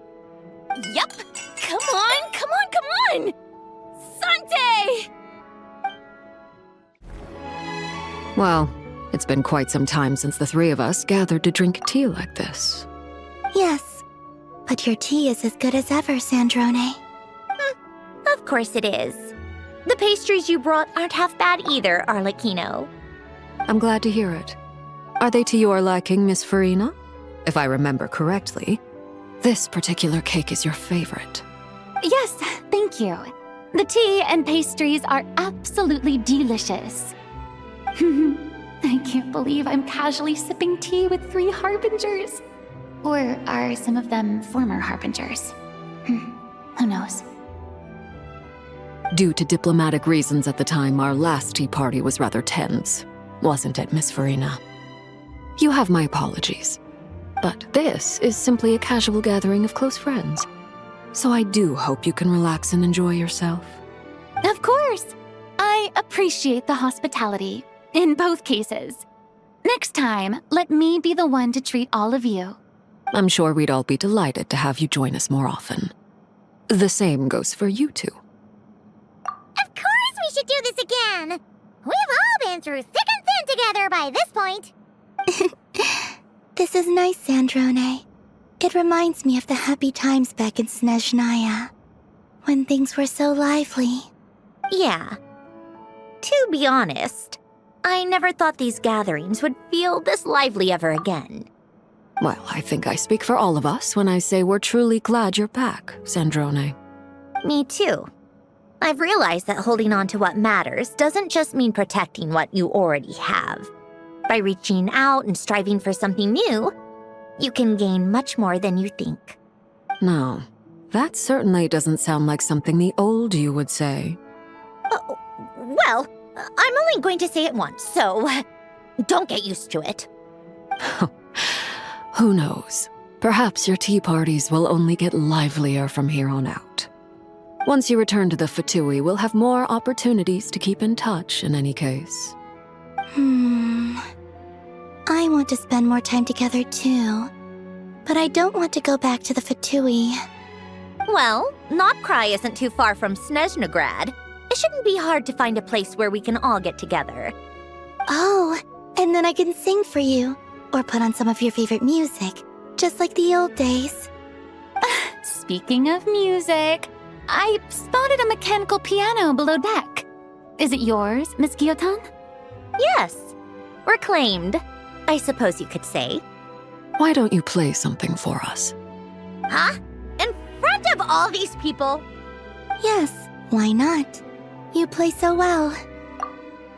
Yeah, come on! Just a little, please? For the love of... Fine! One piece, and that's it.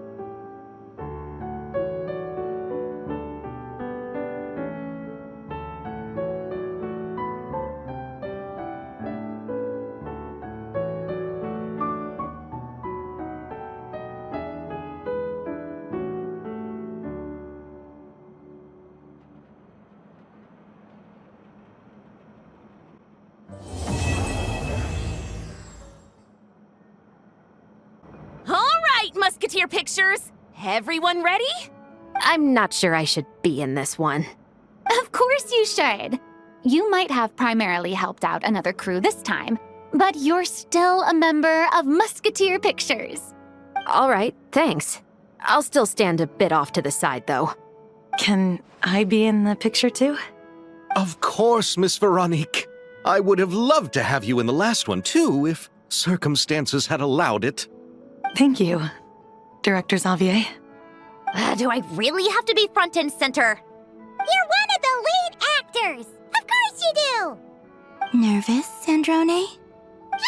No. All right, look at the camera. And 3, 2, 1. Musketeer Pictures!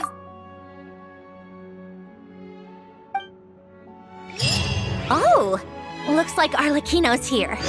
Come on, Columbina. Let's go have ourselves a tea party.